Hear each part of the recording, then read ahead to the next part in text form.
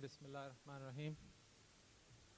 It's a great honor for us to have Javed Ahmed Ghamdi Saab with us, as well as Dr. Shahzad Salim, who's a research fellow at Al-Mawrid Institute of Islamic Sciences. Bismillah ar-Rahman ar-Rahim. We're going to begin this interactive session with some of the questions that we've received already. I'm going to read out these questions in Urdu and request Ghamdi Saab to present his answers. پہلا سوال جو ہے جی یہ مورٹگیج کے بارے میں ہے. In fact اس سوال کے دو حصے ہیں. اس کا پہلا حصہ یہ ہے کہ کیا اس کیپٹلسٹ اکانومی جو جیسے امریکہ میں موجود ہے اس میں مورٹگیج جائز ہے, اور دوسرا سوال جو اس سے ملا ہوا ہے وہ یہ ہے کہ ایک شخص جو بینک میں نوکری کرتا ہے, جو بینک میں جاب کرتا ہے, تو کیا اس کی انکم اور اس کے جو ایسٹس ہیں وہ حلال ہیں؟ الحمدللہ رب العالمین والصلاة والسلام علی محمد الامین. اعوذ باللہ من الشیطان الرجیم. بسم اللہ الرحمن الرحیم. خواتین و حضرات, میں سب کا شکر گزار ہوں کہ آپ اس طالب علم کی معروضات سننے کے لیے تشریف لائے. میں جب سے کینیڈا میں آیا اور بعد میں یو ایس اے میں حاضر ہوا ہوں, مورٹگیج اور نیل پالش میرا پیچھا نہیں چھوڑ رہے. یہ یا پہلا سوال ہوتا ہے یا درمیان میں ہوتا ہے یا آخر میں ہوتا ہے, اور اگر نہیں ہوتا تو میرا حال یہ ہو گیا ہے کہ میں انتظار کرتا ہوں کہ یہ کب آئے گا. اس میں چند چیزیں آپ کی خدمت میں عرض کر دیتا ہوں. ایک تو یہ بات بہت اچھی طرح سے سمجھ لیجئے کہ سود کا تعلق کنزیومیبل چیزوں سے ہے, یہ قابل استعمال چیزوں میں نہیں ہوتا. میں آپ سے ایک میز, ایک کرسی کرائے پر لیتا ہوں, ایک گھر کرائے پر لیتا ہوں, یہ بالکل جائز ہے. جب کوئی ایسی چیز ادھار لیتا ہوں جو اپنے وجود کو فنا کر دے گی, جس کو استعمال نہیں کیا جا سکتا, وہ کنزیوم ہو جائے گی, صرف ہو جائے گی, اس پر اللہ تعالیٰ نے زائد لینے سے منع فرمایا ہے اور اسے ظلم قرار دیا ہے. تو مورٹگیج میں جب آپ گھر لیتے ہیں یا آپ کوئی گاڑی لیتے ہیں یا کوئی آپ مشینری لیتے ہیں, تو اس میں روپیہ شے میں بدل جاتا ہے, یعنی ایک چیز وجود میں آ جاتی ہے, خواہ وہ گھر کی صورت میں ہے یا گاڑی کی صورت میں. اس لیے اس میں کوئی سود نہیں ہوتا. یہ بات بہت اچھی طرح سے سمجھ لینی چاہیے. یعنی کسی یوزیبل, کسی قابل استعمال چیز میں جب روپیہ بدل جائے گا تو پھر اس میں سود کا کوئی سوال نہیں ہے. جو کچھ آپ زائد دیتے ہیں وہ اس کا کرایہ محسوب ہو جائے گا, کیونکہ آپ نے اس چیز کو استعمال کیا ہے. تو اس لیے اس میں کوئی چیز ناجائز یا حرام نہیں ہے. دوسرا حصہ جی بینک جو آپ کے بارے جی میں وہی عرض کرنے والا تھا. دوسرے حصے کا جہاں تک تعلق ہے تو موجودہ بینکاری نظام, جس کو آپ کمرشل بینکنگ کہتے ہیں, اس میں جو چیز قابل اعتراض رہ گئی ہے, بڑی اصلاحات ہو گئی. یعنی مہاجنی سود سے, یوجری سے لے کر انٹرسٹ تک دنیا نے بڑا سفر طے کیا ہے, اور بینکاری نظام بھی پچھلے 200-250 سال میں بے شمار تبدیلیوں سے گزرا ہے. تو اب اس وقت جو بینکاری کا نظام ہے, اس میں ابھی بھی جو چیز مذہبی یا اخلاقی نقطہ نگاہ سے قابل اعتراض ہے وہ یہ ہے کہ بینک جو فائنانسنگ کرتے ہیں کاروباروں میں, جب کاروبار بند ہو جاتا ہے یا کاروبار میں سری نقصان ہو جاتا ہے, وہ اس کے بعد بھی اس پر نفع کا مطالبہ کرتے ہیں. اگر وہ اس کے بعد یہ طے کر لیں کہ اب صرف پرنسپل یا اصل زر کا مطالبہ کیا جائے گا, تو پھر کوئی اعتراض اس پر بھی باقی نہیں رہتا. لیکن یہ اصلاح ابھی ہونا باقی ہے. میرا اپنا احساس یہ ہے کہ جلد یا بدیر یہ اصلاح بھی ہو جائے گی. تو جب اصلاحات کا ایک عمل ہوتا ہے تو ادارے موجود ہوتے ہیں. میرے نزدیک اس وقت بینکاری نظام کی بالکل وہی نوعیت ہے جو قدیم معیشت میں غلامی کی تھی, سلیوری کی تھی. اس میں خرابی ہے, اس کو درست ہونا ہے, اس کی اصلاح کے لیے ہمیں بھی کردار ادا کرنا ہے. اور یہ جو بات میں نے آپ سے عرض کی, اس کو علم کے ساتھ, استدلال کے ساتھ سمجھانا ہے.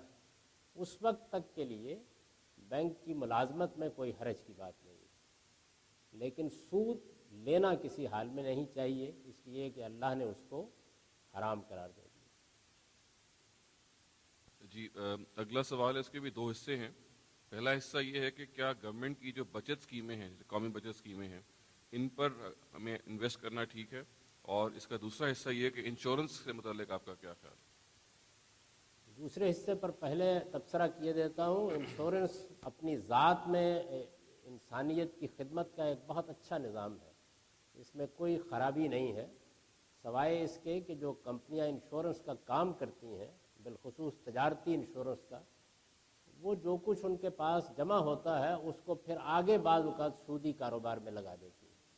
تو یہ ایک قباحت اس کے اندر ہے، ورنہ خود انشورنس ایک بڑا مفید ادارہ ہے اور اس نے قدیم قبائلی تمدن کی جگہ لے لی ہے، اس لیے اس میں بھی کوئی حرج کی بات نہیں ہے. یہ ایک خرابی ہے، وقت کے ساتھ دور ہو جائے گی.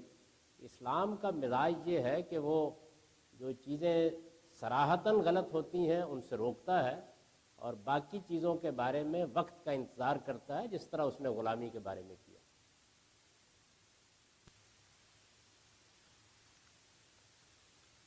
ایک سوال ہے جی کہ ہم نے گھر کرائے پہ دیا ہوا ہے اور کرایہ ہر مہینے موصول ہوتا ہے، تو کرائے پر کتنی زکوٰۃ عائد ہوتی ہے؟ میرے نزدیک مکان کا کرایہ ہو یا دکان کا کرایہ ہو یا کسی بڑے پلازا کا کرایہ ہو، اس پر کرائے کا 10% زکوٰۃ عائد ہو جائے گی. یہ وہی عشر ہے جس کو آپ عام طور پر سنتے ہیں، عربی میں عشر کا مطلب ہے 10%. یہ غلط فہمی پھیل گئی ہے اور وہ یہ کہ زکوٰۃ صرف 2.5% ہوتی ہے. ایسا نہیں ہے، زکوٰۃ مال میں بچت میں 2.5% ہوتی ہے. پیداوار کی ساری قسموں میں جو اب جدید دور میں بہت متنوع ہو گئی ہیں، یعنی صنعتی پیداوار ایک بالکل نئی چیز ہے، اسی طرح کرایوں کی صورت میں جو پروڈکشن ہوتی ہے روپے کی، وہ بھی ایک بالکل نئی چیز ہے. سیلریز، تنخواہیں، اس میں بھی ہم اپنا آپ انویسٹ کرتے ہیں اور ہماری محنت پروڈیوس کرنا شروع کر دیتی ہے. فیسیں، ایک اسکول قائم کر لیا جاتا ہے، ایک ڈاکٹر فیس لیتا ہے، کمیشن. تو اس طرح کی بے شمار نئی صورتیں پروڈکشن کی وجود میں آ گئی ہیں. ان کے بارے میں نے بہت عرصے سے لوگوں کو یہ کہا ہے کہ ان پر وہی زکوٰۃ عائد ہوگی جو زرعی پیداوار کے لیے مقرر کی گئی ہے، اور وہ 5%، 10% اور 20% ہوتی ہے. یعنی جب کوئی پیداوار یا پروڈکشن سرمایہ اور محنت دونوں سے ہو رہی ہو تو 5%، ایک سے ہو رہی ہو تو 10%، اور اگر دونوں کے بغیر ہونے لگ جائے تو 20%، جس کو خمس کہتے ہیں. خمس کا مطلب عربی میں 20%، عشر 10%، نصف عشر 5%. جی سوال ایک یہ ہے جی کہ ہم اپنے ایمان کو کیسے مضبوط کر سکتے ہیں؟ وہ یہ لکھتے ہیں کہ بعض دفعہ صحیح بات میں اور غلط بات میں انسان کو معلوم ہوتا ہے کہ صحیح بات اور غلط بات کیا ہے لیکن اندر سے جو صحیح بات کرنے کی قوت پیدا نہیں ہوتی. تو ہم کیسے اپنے ایمان کو مضبوط کر سکتے ہیں کہ صحیح وقت پہ صحیح فیصلہ کریں؟ انسان کو اللہ تعالیٰ نے بنایا ہی اس طرح ہے کہ وہ مسلسل اپنی تربیت کرتا رہتا ہے. اگر کسی مرحلے پر بھی وہ اپنی تربیت چھوڑ دے تو وہ نیچے گرنا شروع ہو جاتا ہے. انسان کا معاملہ جانوروں کا نہیں ہے جو ایک جبلت پر پیدا ہوتے ہیں اور اپنے انسٹنکٹ، اپنی جبلت کے مطابق زندگی بسر کر کے رخصت ہو جاتے ہیں. انسان کا بچہ جیسے ہی شعور کی عمر کو پہنچنے لگتا ہے تو وہ تربیت کا محتاج ہوتا ہے. والدین اس کو سکھاتے ہیں، اساتذہ اس کو سکھاتے ہیں، معاشرہ اس کو سکھاتا ہے، سوسائٹی کے اہل علم اس کو سکھاتے ہیں، اور موجودہ زمانے میں تو پوری کی پوری تہذیب اور تمدن اسے سکھا رہے ہوتے ہیں. تو یہ جو سکھانے کا، تربیت کرنے کا عمل ہے، یہ انسان کو اپنے ساتھ بھی کرنا پڑتا ہے. ہم جب ایمان لے آتے ہیں تو قرآن مجید سے معلوم ہوتا ہے کہ ایمان لانے کے بعد یہ ایک ہی کیفیت پر باقی نہیں رہتا. یعنی ایک تو اس کا قانونی پہلو ہے، آدمی نے ایمان قبول کیا، مسلمان ہو گیا، لیکن ایمان کی کیفیت یکساں نہیں رہتی. اس میں حالات کے ساتھ تبدیلی ہوتی رہتی ہے. کبھی کوئی الجھن پیدا ہو گئی، کوئی اضطراب پیدا ہو گیا، کبھی ذہن میں کوئی ایسی بات آ گئی، کوئی مشکل آئی، اس میں آدمی کے قدم ڈگمگا گئے. تو اس میں مختلف کیفیات آتی رہتی ہیں. چنانچہ یہ ضروری ہے کہ قرآن مجید کی روشنی میں چند چیزوں کا اہتمام رکھا جائے. میں وہ چند چیزیں عرض کر دیتا ہوں. یہ خیال نہ کیجئے کہ آپ اس نسخے کو استعمال کریں گے تو چند دن میں سب کچھ ٹھیک ہو جائے گا، لیکن اس نسخے کو ہمت اور حوصلہ کر کے استعمال کرتے رہنا چاہیے. ایک چیز تو یہ ہے کہ ہمارے پاس خدا کی کتاب ہے. خدا کی کتاب کچھ اس طریقے سے نازل کی گئی ہے کہ وہ عام کتابوں کی طرح توحید پر اور آخرت پر چند ابواب کا مجموعہ نہیں ہے. وہ بنیادی طور پر انذار کی کتاب ہے، خبردار کرتی ہے. اور چونکہ وہ اس نوعیت کی کتاب ہے تو آپ اپنی تربیت کے لیے اس کا کچھ حصہ، چند سطریں ہی صحیح، چند پیراگراف ہی صحیح، کوئی ایک آدھ سورہ ہی صحیح، یہ ہفتے میں ایک مرتبہ کم سے کم ضرور پڑھتے رہیے. کچھ وقت نکالنا چاہیے، گھنٹہ 2 گھنٹے ہفتے میں، جس میں آپ اللہ کی کتاب کے ساتھ اپنا ربط قائم رکھیں. اس سے بہت سے سوالوں کا جواب ملے گا. کچھ سوالات پیدا ہوں گے جو ذہن کو ایمان کی طرف لے جانے کا ذریعہ بنیں گے. آپ کو اس کتاب میں خدا بولتا ہوا نظر آئے گا، اس کے ساتھ ایک مکالمے کی کیفیت پیدا ہوگی. یہ ایمان میں ازدیاد اور اضافے کا باعث بنے گی. کم سے کم یہ طے کر لیجئے کہ دن میں کوئی ایک نماز لازماً مسجد میں پڑھنی ہے. ویسے تو سب نمازیں ہی مسجد میں پڑھنی چاہیے، لیکن کوئی ایک نماز لازماً مسجد میں پڑھنی ہے. مسجد کی اپنی ایک روحانیت ہوتی ہے، وہ آپ کو متوجہ کرتی ہے، اور خدا کے ساتھ انسان کا تعلق اس کے نتیجے میں بہتر ہوتا ہے. 15 دن مہینے میں ایک بار یہ کوشش کیجئے کہ کچھ اچھے لوگوں کے پاس آپ بیٹھ سکیں جن کے علم اور عمل پر اعتماد کیا جا سکے. اور ہر رات کو سوتے وقت ایک مرتبہ ضرور اپنے آپ کو چند سوالات پوچھ کر بستر پر جائیے کہ آج تم نے کیا کیا. یہ خود احتسابی اپنی تربیت کے لیے بڑی ضروری ہے. صبح سے لے کے شام تک کیا اعمال کیے، کوئی خیر تم سے وجود میں آیا یا برائی ہی کے پیچھے پڑے رہے، کسی کے ساتھ زیادتی کی، کسی کے ساتھ حق تلفی کی، کسی کی جان مال آبرو کے درپے ہو کر رہے، کسی کو کم تول کر دیا، کسی سے دھوکہ کیا، کسی سے فریب کیا. یہ سوال ضرور اپنے آپ سے پوچھ کے سونا چاہیے. اس کا یہ مطلب نہیں ہے کہ سوال پوچھتے ہی لوگ ٹھیک ہو جائیں گے، لیکن سوال پوچھنے کا عمل اگر جاری رہے گا تو آہستہ آہستہ نفس انسانی اپنے آپ کو بہتر کرنا شروع کر دیتا ہے. تو میں اس کو، یہ جو میں نے چند باتیں کہی ہیں، ان کو قرآن کا سلوک کہتا ہوں. اگر آپ اس پر چلیں گے اور اس راستے پر، تو امید ہے کہ بتدریج بہتری بھی ہوگی، اور جو نشیب فراز آتے ہیں ان میں بھی کسی ایک جگہ ٹھہراؤ آ جائے. جی ایک سوال ہے کہ تعویذ گنڈے وغیرہ ان کے بارے میں آپ کی کیا رائے ہے؟ اس لیے کہ بعض اسپریچول لیڈرز ایسے ہیں جو یہ کہتے ہیں کہ فلاں موقع پہ اگر آپ فلاں تعویذ ایسے اور ایسے لیں گے تو فلاں فلاں معاملات ہو جائیں گے. اس میں ایک تو اصول کی بات ہے اور پھر ایک عملی مشورہ ہے. اصول کی بات تو وہی ہے جو رسول اللہ صلی اللہ علیہ وسلم نے حضرت صفیہ کے ایک سوال کے جواب میں فرمائی تھی. انہوں نے پوچھا کہ یہ یہود کے ہاں اس طرح کے کچھ دم، کچھ اس طرح کے تعویذ گنڈے ہوتے ہیں، تو آپ نے فرمایا کہ یہ بھی ایک علوم میں سے علم ہے، یہ دیکھ لو کہ اس میں کوئی شرک کی بات نہیں ہونی چاہیے. تو گویا اس اصول کو آپ نے بیان فرما دیا کہ ہم مسلمانوں کو ہر چیز کے بارے میں 2 باتیں ضرور دیکھنی ہیں. ایک یہ کہ اس میں کوئی شرک کی چیز نہ ہو، کیونکہ اسلام کی بنیادی توحید کے تصور پر ہے. ایک ہی خدا ہے، ایک ہی خالق ہے، ایک ہی معبود ہے، وہی شفا دیتا ہے، وہی رحمت فرماتا ہے، اسی سے مانگنا ہے، اسی سے مدد چاہنی ہے. تو شرک کی کوئی چیز نہیں ہونی چاہیے. دوسرے یہ کہ کوئی غیر اخلاقی چیز نہیں ہونی چاہیے، یعنی جس کے اوپر مورلی آپ اعتراض کریں. اخلاق کیا چیز ہے اس کا شعور ہر انسان کو خدا نے دیا ہوا ہے، تو اس کی روشنی میں دیکھ لینا چاہیے. یہ 2 چیزیں دیکھ لیں، یہ اصول کی بات ہے. اس کے بعد آپ کسی دوا سے فائدہ اٹھائیں، آپ کسی اور فن سے، علم سے فائدہ اٹھائیں، مذہب کو اس پر اعتراض نہیں ہے. عملی مشورہ یہ ہے کہ اس وقت اس طرح کے کام کرنے والے زیادہ تر لوگ بالکل عطائی اور کویکس ہیں. وہ کوئی علم فن عام طور پر نہیں جانتے ہوتے، لوگوں کو دھوکہ دیتے ہیں، فریب دیتے ہیں، اور معلوم نہیں کن کن غلط راستوں پر لے جاتے ہیں. تو اس لیے اس میں بہت محتاط رہیے، اور زیادہ اچھا یہ ہے کہ سائنسی طریقہ اختیار کیجئے. یعنی یہ کہ اگر کوئی مسئلہ درپیش ہے تو جو اللہ تعالیٰ نے اس کے لیے تدبیریں علم عقل کی روشنی میں واضح کر دی ہیں، وہ تدبیریں اختیار کی جائیں اور اللہ تعالیٰ سے دعا کی جائے.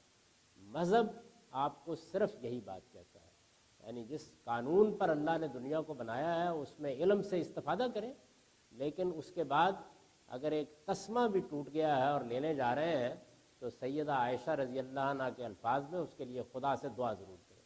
اس لیے کہ دعا وہ چیز ہے کہ جو ہر چیز کو تبدیل کر دیتی ہے. جی اگلا سوال ہے، اس کے دو حصے ہیں. پہلا حصہ یہ ہے کہ اس وقت امت مسلمہ انحطاط کا شکار ہے، تو اس میں ہم کیسے اس امت کی خدمت کر سکتے ہیں، اس امت میں یہ انحطاط کیسے ختم ہو سکتا ہے. اور اس کا دوسرا حصہ یہ ہے کہ ہمارے جو نوجوان ہیں، بچے ہیں، یا جو اگلی نیکسٹ جنریشن ہے، وہ کچھ کانفلکٹس پہ گرفتار ہیں، تو ان کو اس سے ہم کیسے نکال سکتے ہیں تاکہ وہ کامن گراؤنڈز پہ آ سکیں. امت مسلمہ کا زوال کوئی حادثہ نہیں ہے، یہ اللہ تعالیٰ کے قانون کے بالکل مطابق ہوا ہے. اللہ تعالیٰ کی کسی کے ساتھ کوئی رشتہ داری نہیں، اس کا قانون بالکل بے لاگ ہے. جب کوئی قوم اس قانون کے مطابق اپنے آپ کو زوال آشنا کر لیتی ہے تو اللہ تعالیٰ اس کا اطلاق اس کے اوپر کر دیتے ہیں. وہ قانون یہ ہے کہ قوموں کا عروج یہ تو خدا کے انتخاب سے ہوتا ہے، لیکن ان کا زوال اس وقت ہوتا ہے جب وہ علم اور اخلاق کے لحاظ سے پستی میں گر جاتی ہے. مسلمانوں کا حال بھی بالکل یہی ہوا ہے. اگر آپ غور کریں تو ہمارے پاس ایک علم خدا کی کتاب کا علم تھا، اس سے ہم آشنا نہیں رہے. مسلمانوں کا آپ دنیا بھر میں جائزہ لیں، عربوں کا بھی جائزہ لے کے دیکھ لیں، بہت کم قرآن مجید سے تعلق باقی رہ گیا ہے. قرآن مجید جس علم کو لے کر آیا تھا وہ بہت بڑی نعمت ہے خدا کی، کہ اللہ کا براہ راست فرمان ہمارے پاس موجود ہے، براہ راست علم موجود ہے، لیکن ہم نے اس کا حق ادا نہیں کیا. تو اس طرح دین کے علم کے معاملے میں بھی پستی میں چلے گئے. دوسرے طبعی علوم ہیں جن کو آپ سائنسی علوم کہتے ہیں، جن کے ذریعے سے نئے نئے انکشافات ہوتے ہیں، مادے اور نفس کے قوانین دریافت ہوتے ہیں، نئی ایجادات ہوتی ہیں، اور قومیں ان کی وجہ سے طاقت حاصل کرتی ہیں. یہ علوم بھی ہمارے ہاں بالکل اجنبی ہو کر رہ گئے، اور ہمارے ذہین لوگوں نے زیادہ اشتغال فلسفے اور تصوف سے پیدا کر لیا. تو طبعی علوم میں بھی مسلمان بہت پیچھے رہ گئے. اس لحاظ سے علم کا معاملہ ٹھیک اس جگہ پر آ گیا کہ جس کے بعد کوئی قوم نیچے گرنا شروع ہو جاتی ہے. یہی صورتحال اخلاق کے معاملے میں ہوئی.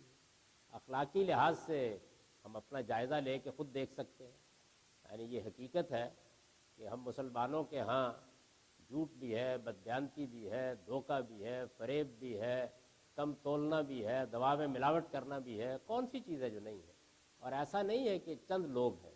اللہ تعالیٰ چند لوگوں کی بنیاد پر یہ فیصلہ نہیں کرتا. یعنی اکثریت کا حال بہت خراب ہو گیا.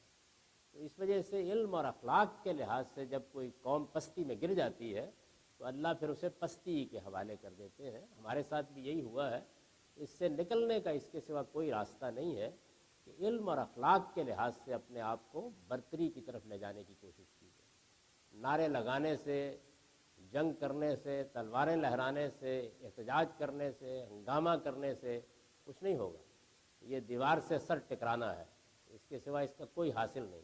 پچھلے 200 سال میں مسلمان اور مسلمانوں کے لیڈر یہ طریقہ اختیار کر کے دیکھ چکے ہیں. شکست کی ایک پوری داستان لکھی جا چکی ہے، اور ابھی معلوم نہیں کتنی لکھی جائے گی.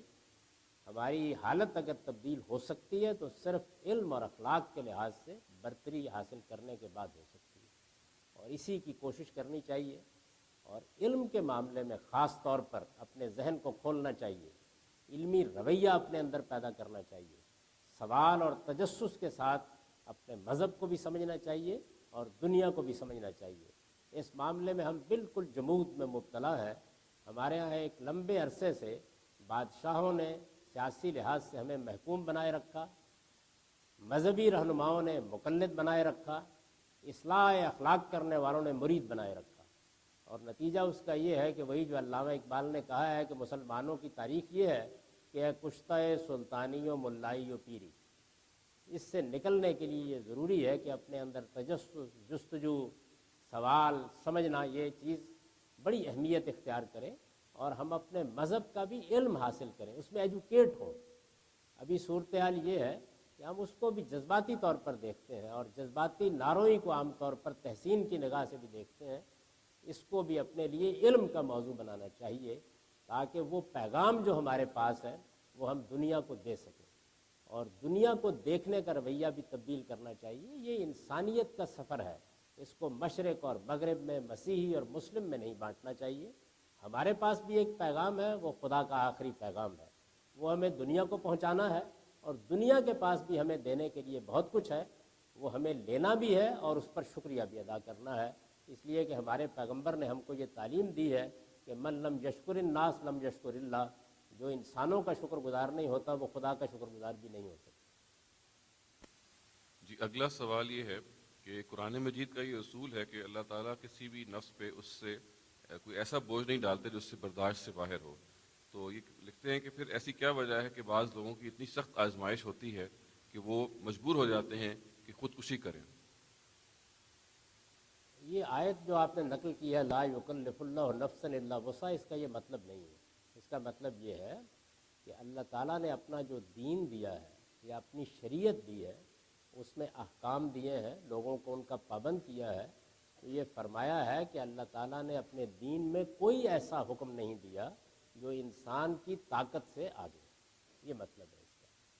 باقی دنیا تو امتحان کے لیے بنی ہے، اس میں مصیبتیں بھی آئیں گی، تکلیفیں بھی آئیں گی، یہ سب چیزیں ہوں گی، اور بعض اوقات آدمی کے اپنے اعمال کی سزا بھی ہوتی ہے جو اس کو اس دنیا میں مل جاتی ہے، ان میں اللہ تعالیٰ سے رحم کی، کرم کی دعا بھی کرنی چاہیے، اور یہ جائزہ بھی لے کے دیکھنا چاہیے کہ ہماری کیا خطائیں ہیں۔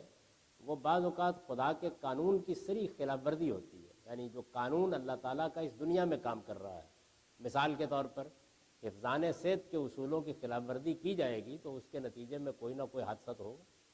یہ خدا کا قانون ہے، طبعی قانون ہے جو چل رہا ہے اس کائنات میں، تو اس کو ضرور دیکھنا چاہیے۔ لا یکلف اللہ نفسا الا وسعها کا مطلب ہے کہ اللہ تعالیٰ نے اپنے دین، اپنی شریعت کے احکام دیتے ہوئے لوگوں کی طاقت کا لحاظ رکھا ہے، کوئی ایسا حکم نہیں دیا جو ان کی طاقت سے بڑھ کر۔ جی اگلا سوال نماز سے متعلق ہے۔ یہ پوچھتے ہیں کہ نماز میں ہم سنت پڑھتے ہیں، نفل پڑھتے ہیں، واجب ہیں، فرائض ہیں، تو اس میں کون سے ایسے ہیں جس کے لیے ہم پابند ہیں، اور ان کے بارے میں کیا ہمیں رویہ اختیار کرنا چاہیے؟ تمام عبادات کی دو قسمیں، تمام عبادات کی، یعنی خواہ وہ حج ہو، خواہ وہ عمرہ ہو، خواہ وہ نماز ہو، خواہ روزہ ہو، خواہ قربانی ہو، تمام عبادات کی دو قسمیں ہیں۔ وہ فرض ہوتی ہیں، اس کو بعض اہل علم واجب بھی کہہ لیتے ہیں، حنفیوں کی اصطلاح ذرا مختلف ہے، وہ آپ پوچھیں گے تو میں اس کی وضاحت کر دوں گا۔ تو فرض اور واجب ہوتی ہیں، اس کا مطلب یہ ہے کہ ہم وہ عبادت کریں گے اللہ تعالیٰ اجر دے گا، اللہ تعالیٰ اسے پسند فرمائے گا، اللہ کا کرم ہوگا۔ جیسے ہم فرض نماز 2 رکعت فجر کی، 4 رکعت ظہر کی، اسی طرح آپ ان سے واقف ہیں، تو یہ فرض ہے، اس کو اگر ہم ادا کریں گے، اس فرض کو پورا کریں گے تو اللہ اس کا اجر دے گا، نہیں کریں گے تو اس پر پوچھے گا، جواب دہ ہوں گے۔ دوسری قسم نفل ہے۔ نفل کا مطلب نفل یا تطوع دونوں لفظ استعمال ہوتے ہیں۔ نفل کا مطلب یہ ہے کہ آپ وہ عبادت کریں گے، اللہ اجر دے گا، خوش ہوگا، گویا آپ اپنی طرف سے اللہ کی بارگاہ میں ایک تحفہ پیش کر رہے ہیں۔ لیکن اگر نہیں کریں گے تو اللہ پوچھے گا نہیں، یعنی اس پر مواخذہ نہیں ہوگا، مسئول نہیں ہوگا۔ تو بس عبادت کی یہ دو ہی قسمیں ہیں، یعنی یا وہ فرض ہوتی ہے یا نفل ہوتی ہے۔ یہ جو نفل عبادت ہے، جو میں نے ابھی آپ کی خدمت میں عرض کیا، تو انسان اپنی خوشی سے کرتا ہے، یعنی اس نے روزے رکھے رمضان کے، وہ فرض تھے، اس کو خیال ہوا کہ مجھے کبھی کبھی رمضان کے علاوہ بھی روزہ رکھنا چاہیے، تو یہ روزہ وہ جو رکھے گا یہ نفل روزہ ہوگا۔ قرآن نے اس کو بیان کیا ہے، من تطوع خیرا فإن اللہ شاکر علیم، جب بھی کوئی نیکی کا کام نفل کے طور پر کیا جاتا ہے تو اللہ اسے قبول فرماتا ہے اور وہ بندوں کے حالات سے پوری طرح باخبر ہوتا ہے۔ تو آپ جب کوئی نفل عبادت کرتے ہیں تو اللہ اس سے خوش ہوتے ہیں۔ ظاہر ہے کہ اللہ کو خوش کرنے کے لیے نفل عبادت رسول اللہ صلی اللہ علیہ وسلم نے بھی کی، یعنی آپ نے صرف فرض عبادت ہی نہیں کی بلکہ نفل عبادت بھی کی۔ پہلی چیز تو یہ ہے کہ عام مسلمانوں پر 5 نمازیں فرض ہیں، آپ پر 6 نمازیں فرض تھیں۔ تہجد کی نماز بھی رسول اللہ صلی اللہ علیہ وسلم پر فرض تھی، آپ کو لازماً پڑھنا ہوتی تھی، لیکن اس کے سوا بھی آپ نفل پڑھتے تھے، اسی اصول پر کہ اللہ کی خوشنودی حاصل کرنے کے لیے میں زیادہ عبادت کروں۔ تو جو نفل رسول اللہ صلی اللہ علیہ وسلم نے عام طور پر پڑھے، یعنی کم کبھی چھوڑے، ان کو سنت موقدہ کہنے لگ گئے لوگ۔ حضور نے یہ بات نہیں کہی تھی، وہ نفل عبادت تھی، یعنی جب لوگوں نے دیکھا کہ رسول اللہ صلی اللہ علیہ وسلم نے وہ نفل عام طور پر پڑھے ہیں تو ان کو کیٹیگرائز کرنے کے لیے سنت موقدہ کا نام دے دیا، اور جو نفل رسول اللہ صلی اللہ علیہ وسلم نے کبھی کبھار پڑھے یا کبھی کسی کو پڑھنے کے لیے کہہ دیا ان کو سنت غیر موقدہ کہا جانے لگا۔ یہ سب نفل ہی ہے۔ تو عبادت کی دو ہی قسمیں ہیں، وہ فرض ہوتی ہے یا نفل ہوتی ہے۔ फ़र्ज़ अदा नहीं होंगे तो खुदा पूछेगा, और नफल नहीं अदा होंगे तो पूछेगा नहीं, लेकिन आप नफल पढ़ेंगे तो उससे अल्लाह का तकर्रुब हासिल होगा, अल्लाह ताला की खुशनुदी हासिल होगी, अल्लाह से आप नज़दीक होंगे और अल्लाह का ज़्यादा करम, ज़्यादा इनाम होगा।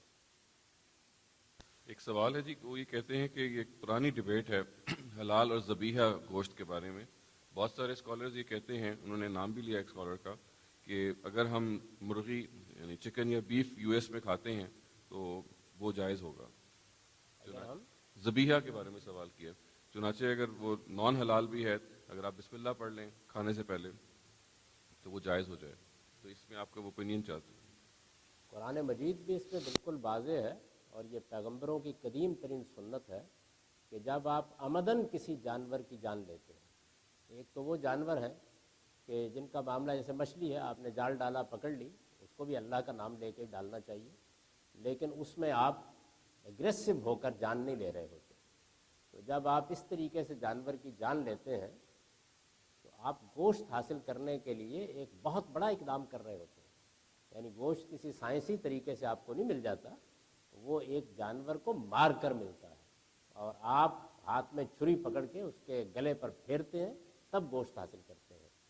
तो खुदा ने जान की हुर्मत को कायम रखने के लिए ये हुक्म दे दिया है कि उसके नाम पर जान लेनी चाहिए। यानी बिस्मिल्लाह अल्लाह अकबर कहने का मतलब असल में ये है कि हम ये कह रहे होते हैं कि परवरदिगार, हम ये जसारत नहीं कर सकते थे कि एक जानवर की जान लें, उसको इस तरह ज़िबा कर दें। ये आपका नाम है और आपकी इजाज़त और आपका इज़्न है कि हम ये जान लेने की जसारत कर रहे हैं। तो पहली चीज़ ये है कि ज़िबा करते वक्त खुदा का नाम लिया जाना चाहिए। दूसरी चीज़ ये है कि जो शख्स ज़िबा कर रहा है वो खुदा को मानने वाला होना चाहिए, एक खुदा पर ईमान रखने वाला होना चाहिए।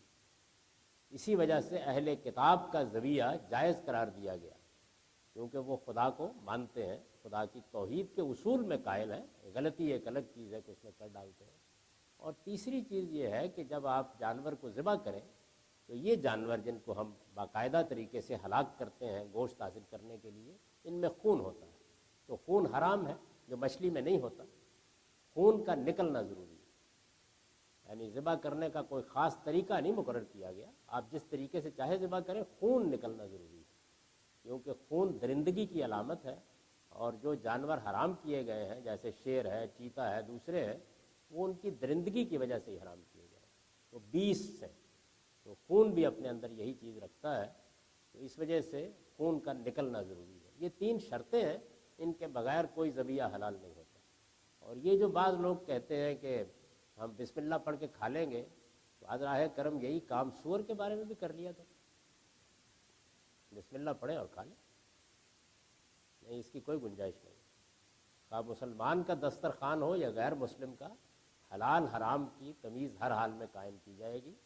और अल्लाह ताला ने ये लाजिम कर दिया है कि आप किसी जानवर का गोश्त इन 3 शराइती से हासिल कर सकते हैं, इसके बगैर नहीं हासिल कर सकते। जी, एक अहम सवाल ये है कि मगरब की सोसाइटी में रहते हुए एक ऐसा मसला जो हम सबको दरपेश है, वो गे और लेस्बियन कम्युनिटीज़ के बारे में है, उनसे डील करने के बारे में है।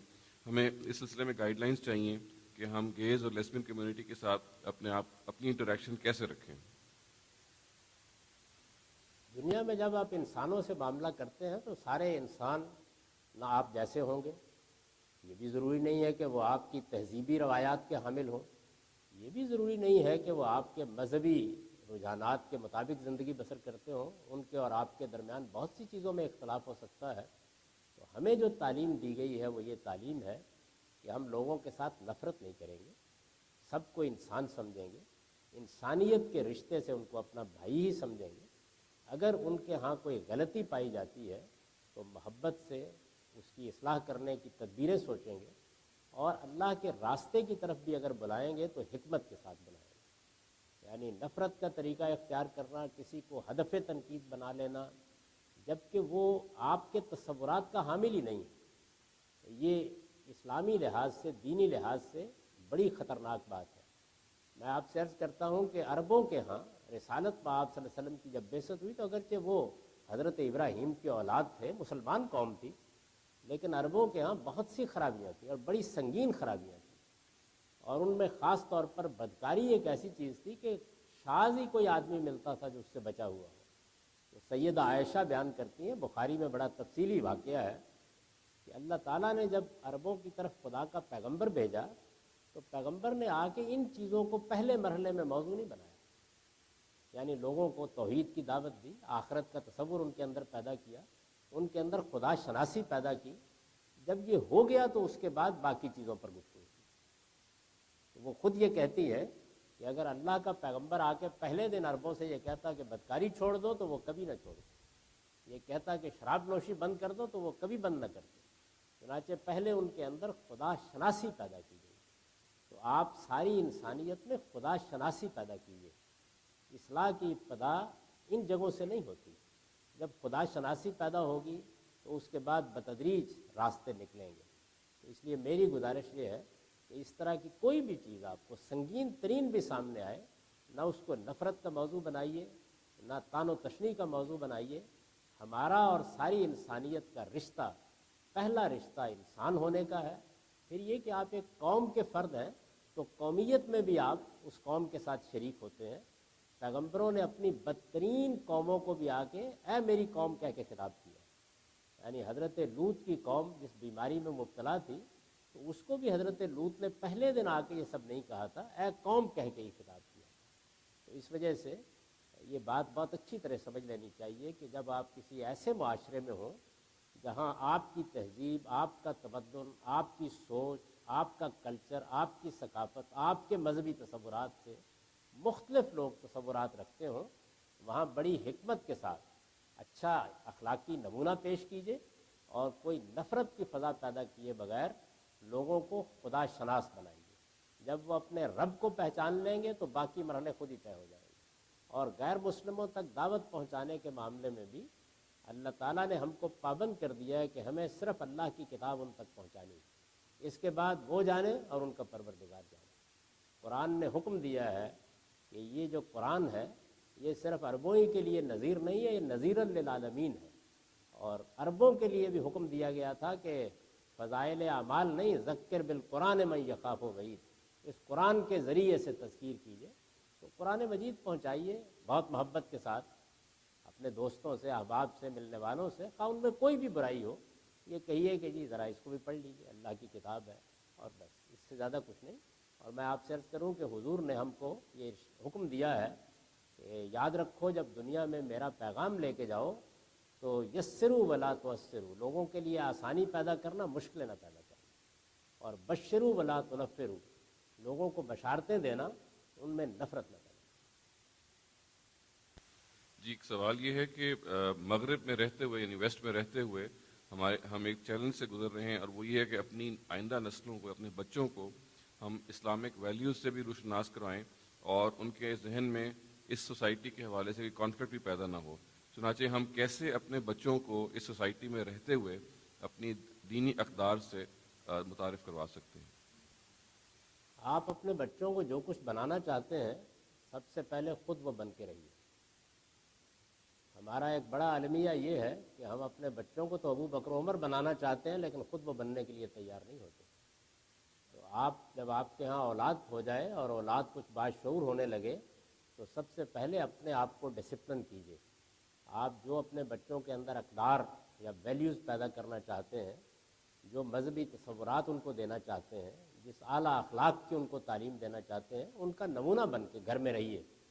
بیوی، شوہر، والدین، اعزاء، اقربا، دوست، جب تک آپ اپنے دین، اپنی معاشرت، اپنی تہذیب کا اچھا نمونہ بن کے نہیں رہیں گے تو آپ بچوں سے یہ توقع نہیں کر سکتے کہ وہ محض آپ کا واز سن کر اس بات کو قبول کر لیں گے. پہلی چیز یہ ہے. دوسری یہ ہے کہ ان کی مذہبی تعلیم کا بندوبست کیجیے. مذہبی تعلیم سے میری مراد یہ نہیں ہے کہ کچھ چیزیں ان کے دماغ میں ٹھونسنے کی کوشش کی جائے. وہ اب سوال کریں گے، پوچھیں گے. تو سب سے بڑی چیز جو ہم اپنے بچوں کو دے سکتے ہیں وہ یہ ہے کہ ان کو قرآن مجید سمجھ کر پڑھنا سکھا دیں. اگر 12 سال کی جو اسکول کی تعلیم ہوتی ہے جس کو آپ براڈ بیس تعلیم کہتے ہیں، اس میں یہ چیز بھی حاصل کر لی جائے، خواہ اسکول میں پڑھتے ہوئے الگ سے بندوبست کر کے یا ایسے اچھے اسکول قائم کر کے جن میں عربی زبان ضروری عربی زبان سکھا کر قرآن مجید کو ایک ریڈر کے طور پر 12 سال میں پڑھا دیا جائے، تو آپ یہ دیکھیں گے کہ اس کے بعد آپ کو کچھ کرنے کی ضرورت نہیں ہے، باقی سب کام اللہ کی کتاب کر لے گی۔ اور جب وہ شعور کی عمر کو پہنچے اور سوالات کرنا شروع کریں قرآن مجید کے بارے میں بھی، دین کے بارے میں بھی، تو اچھے اہل علم سے ان کو متعارف کرا دیجیے۔ دنیا کبھی ان سے خالی نہیں ہوتی، تاکہ ایسا نہ ہو کہ وہ دین سے ناواقف بعض ملاؤں کے ہتھے چڑھ جائیں۔ جب وہ اچھے اسکالر سے، اچھے اہل علم سے رابطہ پیدا کر لیں گے تو بس ان کے لیے خود راستہ کھل جائے گا۔ اس سب کچھ کے باوجود آپ ناکام ہو سکتے ہیں، اس لیے کہ خدا کے پیغمبر بعض اوقات اپنی اولاد تک کو تبدیل کرنے میں کامیاب نہیں ہوئے، تو یہ سمجھ لیجئے کہ ہدایت اور گمراہی میں اللہ کا ایک قانون ہے، وہ اس کے مطابق ملتی ہے۔ آپ کا کام پورا ہو گیا، آپ نے اپنی ذمہ داری ادا کر دی، اس کے بعد باقی معاملات کو اللہ تعالیٰ پر چھوڑ دیجیے۔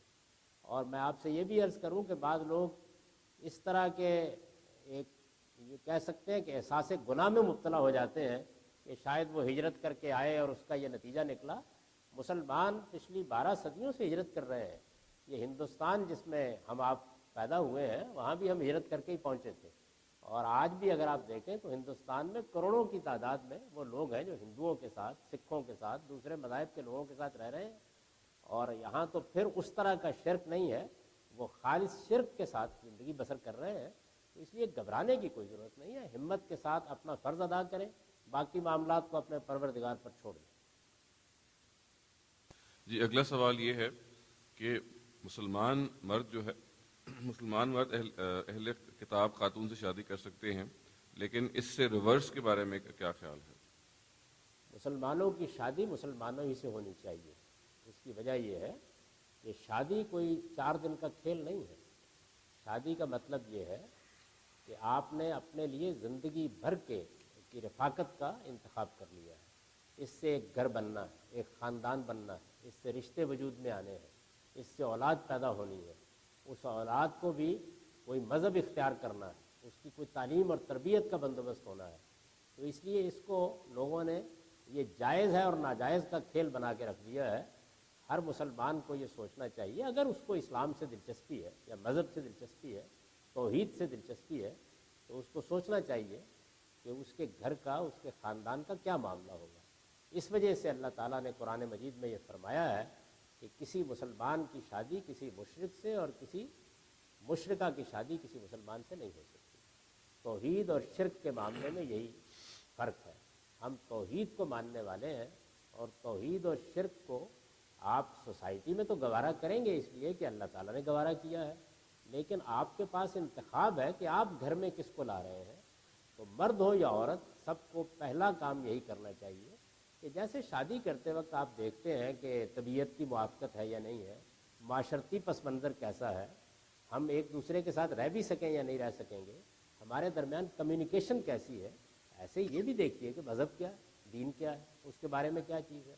یہ اصول کی بات ہے جو میں نے آپ سے عرض کر دی، اور یہ بہت اچھی طرح سمجھ لیجئے، یہ جو اہل کتاب کی خواتین کے ساتھ اجازت دی گئی تھی، یہ اجازت اس وقت دی گئی تھی جب رسول اللہ صلی اللہ علیہ وسلم نے ایک عظیم تبدیلی پیدا کر دی تھی، جب توحید کا عالمی سطح پر غلبہ قائم ہو گیا تھا، جب دنیا کی بڑی بڑی سلطنتیں کرمبل ہو کر گر گئی تھیں، جب اسلام اور اسلامی تہذیب دنیا کے اوپر حکومت کرنے کی پوزیشن میں آ گئے تھے، اس وقت یہ اجازت دی گئی تھی۔ اس سے بھی ناجائز فائدہ اٹھانے کی کوشش نہیں کرنی چاہیے۔ یہ میں نے اصول کی بات کی۔ اس کے بعد ذرا آپ عملی زندگی میں آئیے۔ عملی زندگی میں کیا ہو رہا ہے؟ یعنی ایک بچہ ہے، نہ والدین نے اس کے سامنے کوئی اچھا نمونہ پیش کیا، نہ مذہب کبھی ان کی زندگی کے اندر کوئی اہمیت حاصل کر سکا، نہ توحید کیا ہے، شرک کیا ہے یہ کبھی موضوع بنا، نہ کوئی تعلیم کا بندوبست ہوا، کچھ بھی نہیں ہوا۔ جب بچی یا بچہ 22-23 سال کا ہو گیا اور اس نے آ کے اپنی کوئی پسند بیان کر دی، تو ادھر محبت کا بے لگام جذبہ اس کے سامنے مذہب کھڑا کر دیتے۔ یہ کبھی نہیں کرنا چاہیے۔ آپ نے جو کچھ کرنا ہے وہ پہلے کر لیجیے، اس مرحلے پر جا کر پھر بچے کے سامنے آپ اگر محض ایک مذہبی حکم رکھیں گے تو وہ حکم کی بھی خلاف ورزی کرے گا بالآخر، اور مذہب کے معاملے میں بھی نفرت میں مبتلا ہو جائے گا۔ تو از راہ کرم محبت کے جذبے کے سامنے اس موقع پر مذہب نہ رکھیے۔ اس موقع کے اوپر آپ اب بہت کچھ کر چکے ہیں، جو کچھ کرنا تھا وہ ہو گیا، اس کا موقع گزر گیا۔ اب آپ اس صورتحال کو عملاً قبول کیجیے. میں پہلے اصل حکم ہے وہ بیان کر چکا ہوں, اب عملاً قبول کیجیے, اس لیے کہ اس کے نتیجے میں اگر وہ اللہ کے اس ہدایت کی خلاف ورزی کر کے کسی غیر مسلم سے شادی کر لیتا ہے یا کر لیتی ہے تو یہ ایک حکم کی خلاف ورزی ہوئی ہے, کفر نہیں ہو گیا, اسلام سے نہیں نکل گیا کوئی. نماز نہیں پڑھی, ایک حکم کی خلاف ورزی ہوئی ہے. روزہ نہیں رکھا, ایک حکم کی خلاف ورزی ہوئی ہے. تو اس وجہ سے یہ ایک حکم کی خلاف ورزی ہوئی ہے. اس میں اپنے بچوں کے ساتھ قطع تعلق کی ضرورت نہیں ہے. ان کی پشت پر کھڑے رہیے, ان کے ساتھ کمیونیکیٹ کیجیے, اور جو پہلے خامی رہی آپ کی تربیت میں اس کا ازالہ کرنے کی کوشش کیجیے. لیکن اب وہ مکالمے سے ہوگی, استدلال سے ہوگی, اور حکمت سے اپنی بات پہنچانے سے ہوگی. تو ایک اصولی بات ہے وہ میں نے عرض کر دی, اور ایک عملی رویہ ہے جس کی اصلاح کرنی چاہیے. اس موقع پر جب لوگ اپنے بچوں کو لے کر پاکستان یا اپنے ملکوں کی طرف بھاگتے ہیں تو وہ اپنا بھی نقصان کرتے ہیں اور اپنے اولاد کا بھی نقصان کرتے ہیں. جی ایک سوال یہ ہے کہ کیا نیک غیر مسلم جنت میں جا سکتے ہیں؟ کیونکہ عام خیال یہی پایا جاتا ہے کہ جنت صرف مسلمانوں کے لیے ہے. اللہ تعالیٰ نے قرآن مجید میں جنت, نجات یا سالویشن کے معاملے میں انسانوں کو 3 کیٹیگریز میں تقسیم کر دیا. اللہ تعالیٰ نے فرمایا ہے کہ ایک وہ لوگ ہیں جن تک کسی پیغمبر کا کوئی پیغام نہیں پہنچا. وہ کسی صحرا میں, کسی جنگل میں آج سے صدیوں پہلے, آج کل رہے, ان کو پتہ ہی نہیں چلا کہ کوئی پیغمبر بھی آئے ہیں, کوئی نبی بھی آئے ہیں. کسی پیغمبر کا یعنی ما انذر آباؤ, ان کے آباء و اجداد کو بھی کسی پیغمبر کا پیغام نہیں پہنچا. تو سورہ اعراف میں یہ بتایا ہے اللہ تعالیٰ نے کہ 2 چیزیں میں نے ہر انسان کو اس کے اندر دے کر پیدا کیا ہے. ایک اپنی ذات کا شعور, اور یہ کائنات اس کی گواہی دے دیتی ہے, اس کے لیے کسی پیغمبر کی ضرورت نہیں. دوسرے اخلاقی شعور, مارل سینس. یہ 2 چیزیں اللہ تعالیٰ کہتے ہیں کہ یہ میں نے دے کر انسان کو بنایا ہے. انسان کی پیدائش کے ساتھ ہی یہ چیز نمایاں ہونی شروع ہو جاتی ہے. یہ بالکل اسی طرح نمایاں ہوتی ہے شعور کی عمر کو پہنچنے کے بعد جیسے جنسی احساس نمایاں ہوتا ہے, جیسے ایستھیٹک سینس نمایاں ہوتی ہے. تو یہ 2 چیزیں ہیں جن لوگوں تک خدا کے پیغمبروں کی دعوت نہیں پہنچی. قرآن مجید یہ بتاتا ہے کہ ان سے سوال بھی انہی 2 چیزوں کے بارے میں ہوگا اور کوئی بات نہیں پوچھی جائے گی. یہ ایک کیٹیگری. دوسری کیٹیگری یا دوسری قسم وہ ہے کہ جن کی طرف خدا کے پیغمبر آئے اور ان کی بات, ان کی دعوت, ان کا پیغام ان کو پہنچ گیا. جیسے مثال کے طور پر حضرت موسیٰ کے پیروں ہیں, جیسے حضرت مسیح کے پیروں ہیں, حضرت یحییٰ کے پیروں ہیں, یا کسی اور پیغمبر کے پیروں ہیں. تو قرآن نے سورہ بقرہ میں گن کر یہ بتا دیا ہے کہ ان سے ایک تیسری بات بھی پوچھی جائے گی, کیونکہ وہ پیغمبروں نے آ کے ان کو بتا دی, سب کو بتا دی ہے. وہ یہ کہ قیامت برپا ہونی ہے, موت کے بعد خدا کی عدالت لگنی ہے, ایک دوسری زندگی کی ابتدا ہونی ہے. تو یہ سوال بھی ان سے پوچھا جائے گا. یعنی جن تک کسی پیغمبر کی دعوت نہیں پہنچی ان سے 2 باتیں, اور جن تک پہنچ گئی ہے ان سے یہ تیسری بات ہے. اس کے بعد تیسری کیٹیگری ان لوگوں کی ہے جن تک محمد الرسول اللہ صلی اللہ علیہ وسلم کی دعوت پیغام پہنچ گیا جس طرح کے پہنچنے کا حق ہے, تو ان سے آپ کی تعلیمات اور آپ کی دعوت کے بارے میں بھی سوال کیا جائے گا. تو یہ 3 کیٹیگریز ہیں. اس لیے یاد رہے کرم, یہ بات کبھی نہیں کہنی چاہیے کہ جو اب لوگوں نے رجسٹر میں نام مسلمان لکھوایا ہوا ہے صرف وہی جنت میں جائیں گے. ان تینوں کیٹیگریز کے لوگ جنت میں جائیں گے. قومی بچت کی اسکیموں کے بارے میں آپ کی کیا رائے ہے؟ قومی بچت کی اسکیموں میں اگرچہ طریقہ تو وہی سود کا اختیار کیا گیا ہے, لیکن اس میں بہت کچھ کمی آ گئی ہے, ذوف پیدا ہو گیا ہے. وہ اس طرح کہ اس میں عام طور پر ریاست یہ کرتی ہے کہ وہ آپ سے روپیہ لے لیتی ہے, اور اس کے بعد ایسا نہیں ہوتا کہ قرض دینے والا اپنی شرائط پر کوئی شرح طے کر رہا ہے, وہی طے کر دیتے ہیں کہ اتنے ایک پیسے ہم آپ کو دے دیں گے. اس میں بھی جب ان کا جی چاہتا ہے کمی بھی کر دیتے ہیں, کبھی اضافہ بھی کر دیتے ہیں. تو اس وجہ سے جو لوگ کوئی اور بہتر راستہ نہیں دیکھتے, وہ ضعیف ہیں, بوڑھے ہیں, ریٹائر ہو گئے ہیں, کوئی کاروبار کرنے کی صلاحیت نہیں رکھتے, کچھ تھوڑا بہت روپیہ اپنے بڑھاپے کے لیے بچا کے رکھنا چاہتے ہیں, وہ اس سے فائدہ اٹھائیں تو امید ہے اللہ تعالیٰ معاف فرمائے. بہت سارے غیر مسلم ہم سے یہ سوال پوچھتے ہیں کہ روزے کا کیا مقصد ہے؟ ہم ان کو کیسے ایکسپلین کریں؟ پہلی بات یہ سمجھ لیجئے کہ ہمارے دین میں جو اخلاق ہے، یعنی جو انسان ایک مورل بینگ ہے، تو اخلاقی لحاظ سے ہم مختلف تعلقات اور روابط رکھتے ہیں. ماں کے ساتھ ہمارا ایک رشتہ ہے، باپ سے ایک رشتہ ہے، دوسرے اعزاء اقربا سے رشتے ہیں، معاشرے سے ایک رشتہ ہے، ریاست سے ایک رشتہ ہے. اخلاق کیا چیز ہے؟ اخلاق یہ ہے کہ ان رشتوں کا احترام کیا جائے، ان کے ساتھ حسن سلوک کیا جائے. بالکل اسی طرح کا ہمارا ایک رشتہ ہمارے خالق کے ساتھ. تو روزے سے بات شروع نہیں ہوگی، بات یہاں سے شروع ہوگی کہ جس طرح ماں ہے، جس طرح باپ ہے، جس طرح عزیز اقربا ہے، جس طرح اولاد ہے، اسی طرح ایک سب سے بڑا رشتہ، سب سے پاکیزہ رشتہ، اہم ترین رشتہ اس ہستی کے ساتھ ہے جو ہمارا خالق ہے. تو خالق نے اپنے ساتھ تعلق کے آداب بتائے.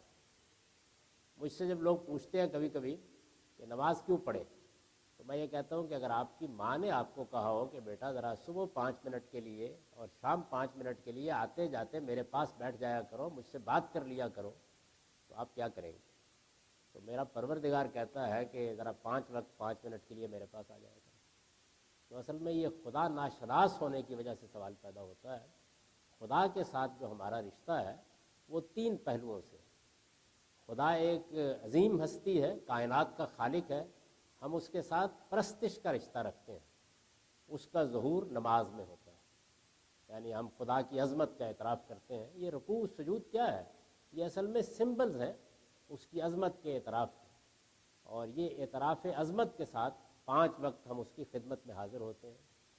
اسی طریقے سے ہمارا دوسرا رشتہ خدا کے ساتھ اطاعت کا ہے. وہ حکم دیتا ہے، بادشاہ ہے، ہم اس کی بات مانتے ہیں.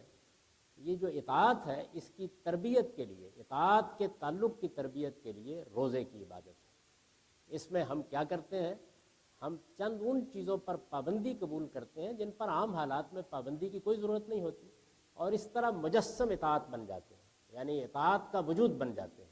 آپ دیکھیے کیسے، یعنی آپ اصل میں اپنی جبلت کے بعد ایسے تقاضوں پر پابندی لگاتے ہیں کہ جیسے جیسے وقت گزرتا ہے وہ تقاضے اندر سے زور کرنا شروع کر دیتے ہیں. کہیں 4 گھنٹے بعد، کہیں 5 گھنٹے کے بعد. اس کے بعد جو اندر کی یہ طاقت ہے آپ کی جبلت کی، انسٹنکٹ کی، کہ مجھے پلاؤ، مجھے کھلاؤ، آپ جب اس کے مقابل میں کھڑے ہو کر یہ کہتے ہیں کہ نہیں ابھی خدا کا حکم نہیں آیا، تو یہ اصل میں اطاعت کی تربیت ہے. روزہ اس مقصد کے لیے رکھا جاتا ہے. یہ 720 گھنٹے کی کم و بیش سال میں ایک تربیت گاہ منعقد ہو جاتی ہے. تو جو لوگ دنیا کے اندر بڑے بڑے مقامات حاصل کرنے کے لیے روز تربیتی کورسز کرتے ہیں، ان سے کہیے کہ خدا کے ساتھ تعلق کے لیے ہم یہ سال میں ایک مرتبہ کیا کرتے ہیں. شرعی پردہ کیا ہے؟ یہ جو پردہ اور حجاب اور اس طرح کی اصطلاحات ہیں یہ تو لوگوں نے ایجاد کر لی ہیں. قرآن مجید نے مردوں اور عورتوں کے آپس میں ملنے کے آداب بتائے ہیں. میرے نزدیک صحیح تعبیر یہ ہے، ایٹیکیٹس بتائے ہیں. یعنی اگر کہیں مردوں اور عورتوں کو آپس میں ملنا ہو، گھروں میں، کارخانوں میں، بازاروں میں، دفتروں میں، اب تو ظاہر ہے کہ زندگی بہت دوسری شکل اختیار کر گئی ہے، تو جہاں کہیں بھی عورتوں اور مردوں کو آپس میں ملنے کی ضرورت پیش آئے اس کے لیے کچھ ایٹیکیٹس بتائے گئے ہیں، آداب بتائے گئے ہیں. یہ 4 چیزیں ہیں، وہ سورہ نور میں اللہ تعالیٰ نے خود بیان کر دی ہیں. ان میں پہلی چیز یہ بتائی ہے کہ جب بھی عورتوں اور مردوں کو آپس میں ملنا ہو تو مردوں کو بھی ہدایت کی ہے اور عورتوں کو بھی، کہ اپنی نگاہوں میں پستی پیدا کریں. یعنی ان کی نگاہیں شرم و حیا والی نگاہیں ہونی چاہیے، شریفانہ نگاہیں ہونی چاہیے، تاڑنے والی نگاہیں نہیں ہونی چاہیے، خط و خال کا جائزہ لینے والی نگاہیں نہیں ہونی چاہیے. پہلی ہدایت مردوں کو بھی کی ہے، عورتوں کو بھی کی ہے. یعنی غض بصر یا نگاہ میں پستی کا مطلب یہ نہیں ہوتا کہ آپ نظریں نیچے کر کے ٹھوکر کھا کے گر جائیں. نگاہوں میں پستی کا مطلب ہے کہ دیکھنے کا شریفانہ طریقہ اختیار کیا جائے، ورنہ تو ہم بات کرتے ہوئے دیکھتے ہی ہیں دوسرے کی جانب. تو پستی پیدا کی جائے، مرد بھی کریں عورتیں بھی کریں. دوسری بات یہ فرمائی ہے کہ چونکہ خاندان کے ادارے کے لیے خدا کہتا ہے کہ میں نے یہ پابندی لگا دی ہے کہ میاں بیوی کے سوا کوئی جنسی تعلق نہیں ہو سکتا، اس لیے دونوں اپنی شرمگاہوں کی حفاظت کریں. یعنی یہ کوئی ایسا معاملہ نہیں ہے کہ جس کو کھلا چھوڑ دیا جائے. تو اپنی شرمگاہوں کے بارے میں متنبہ ہو جائیں، وارن رہیں. ان کو ہمیشہ یہ احساس رہے کہ یہ وہ دائرہ ہے جس میں ہم کو نہیں داخل ہونا. اس کے لیے ظاہر ہے کہ لباس بھی باکرینہ ہونا چاہیے اور اس کا لحاظ بھی رکھنا چاہیے کہ کوئی برا میلان نہ پیدا ہونے پائے. یہ مردوں کو بھی کہا ہے، عورتوں کو بھی کہا ہے. اس کے بعد دو باتیں ہیں جو صرف عورتوں کو کہی ہیں اور وہ عورتوں ہی کو کہی جا سکتی تھی. ایک بات یہ کہی ہے کہ عورتوں کا سینہ بھی شرمگاہ ہے، لہذا وہ اس کو اچھے طریقے سے ڈھانپ کر رکھیں. اور دوسرے یہ کہ عورتیں بعض موقعوں پر بہت زیبائش کرتی ہیں، آرائش کرتی ہیں، زیورات پہنتی ہیں. تو جب اس طرح زیبائش آرائش کی ہوئی ہو تو پھر اپنے ہاتھ پاؤں اور چہرے کے سوا باقی جسم کو اجنبی مردوں کے سامنے نمایاں نہ کریں. یہ چار باتیں ہیں جو اللہ تعالیٰ نے کہی ہیں. ان کو آپ جو نام دینا چاہیں لے لیں، لیکن میرے نزدیک یہ ملنے جلنے کے پاکیزہ آداب ہیں جو اللہ تعالیٰ نے بتائے. ان کے سوا کوئی اور ہدایت یا حکم نہیں. اسلام یا قرآن ہومو سیکشولز کے بارے میں کیا کہتا ہے؟ اور اللہ تعالیٰ چونکہ ہم سب سے محبت کرتے ہیں تو کیا وجہ ہے کہ لوگ ہومو سیکشول سے نفرت کرتے ہیں؟ میں نفرت کے معاملے میں بہت تفصیل سے گفتگو کر چکا ہوں، اس پر مزید کوئی تبصرہ کرنے کی ضرورت نہیں ہے. لیکن اصولاً یہ بات سمجھ لیجئے کہ ایک چیز یہ ہے کہ کسی انسان میں کوئی میلان کے کئی وجوہ ہو سکتے ہیں. یعنی اب تو علمی تحقیقات سے معلوم ہو رہا ہے کہ بہت سی دواؤں کا یہ ایک ضمنی اثر ہونا شروع ہو گیا. اسی طریقے سے بعض اوقات بچپن میں ایسے بعض حوادث پیش آ جاتے ہیں جس سے لوگ ایڈکٹ ہو جاتے ہیں. اور انسان کے اندر یہ مسئلہ ہے، یعنی سگریٹ کے 2 ٹکڑے بھی اگر کسی کو 2-4 بار مل جائیں تو بعض اوقات اس سے جان چھڑانی مشکل ہو جاتی ہے. تو اس طرح کے رجحانات بعض اوقات پیدا ہو جاتے ہیں. ایسے رجحانات اگر اس حد سے آگے نہیں بڑھتے جس کو آپ سیکسول ایکٹ کہتے ہیں تو پھر ظاہر ہے کہ کوشش کی جائے گی کہ آدمی کو پھر بحال کرنے کی صحیح کی جائے. اور اگر فرض کر لیجئے اس سے آگے بات پہنچتی ہے تو ظاہر ہے کہ وہ ہمارے دین میں اس کی گنجائش نہیں ہے، کیونکہ اللہ تعالیٰ نے خاندان کے ادارے کی حفاظت کے لیے مرد تو مرد، عورتوں کے ساتھ بھی تعلق کو ممنوع کر دیا، وہ صرف بیوی کے ساتھ قائم کیا جا سکتا ہے. تو اسلام کا اس معاملے میں حکم یا اسلام کا قاعدہ یہ ہے. کیا قرآن پاک میں صورتوں کی ترتیب صحیح ہے؟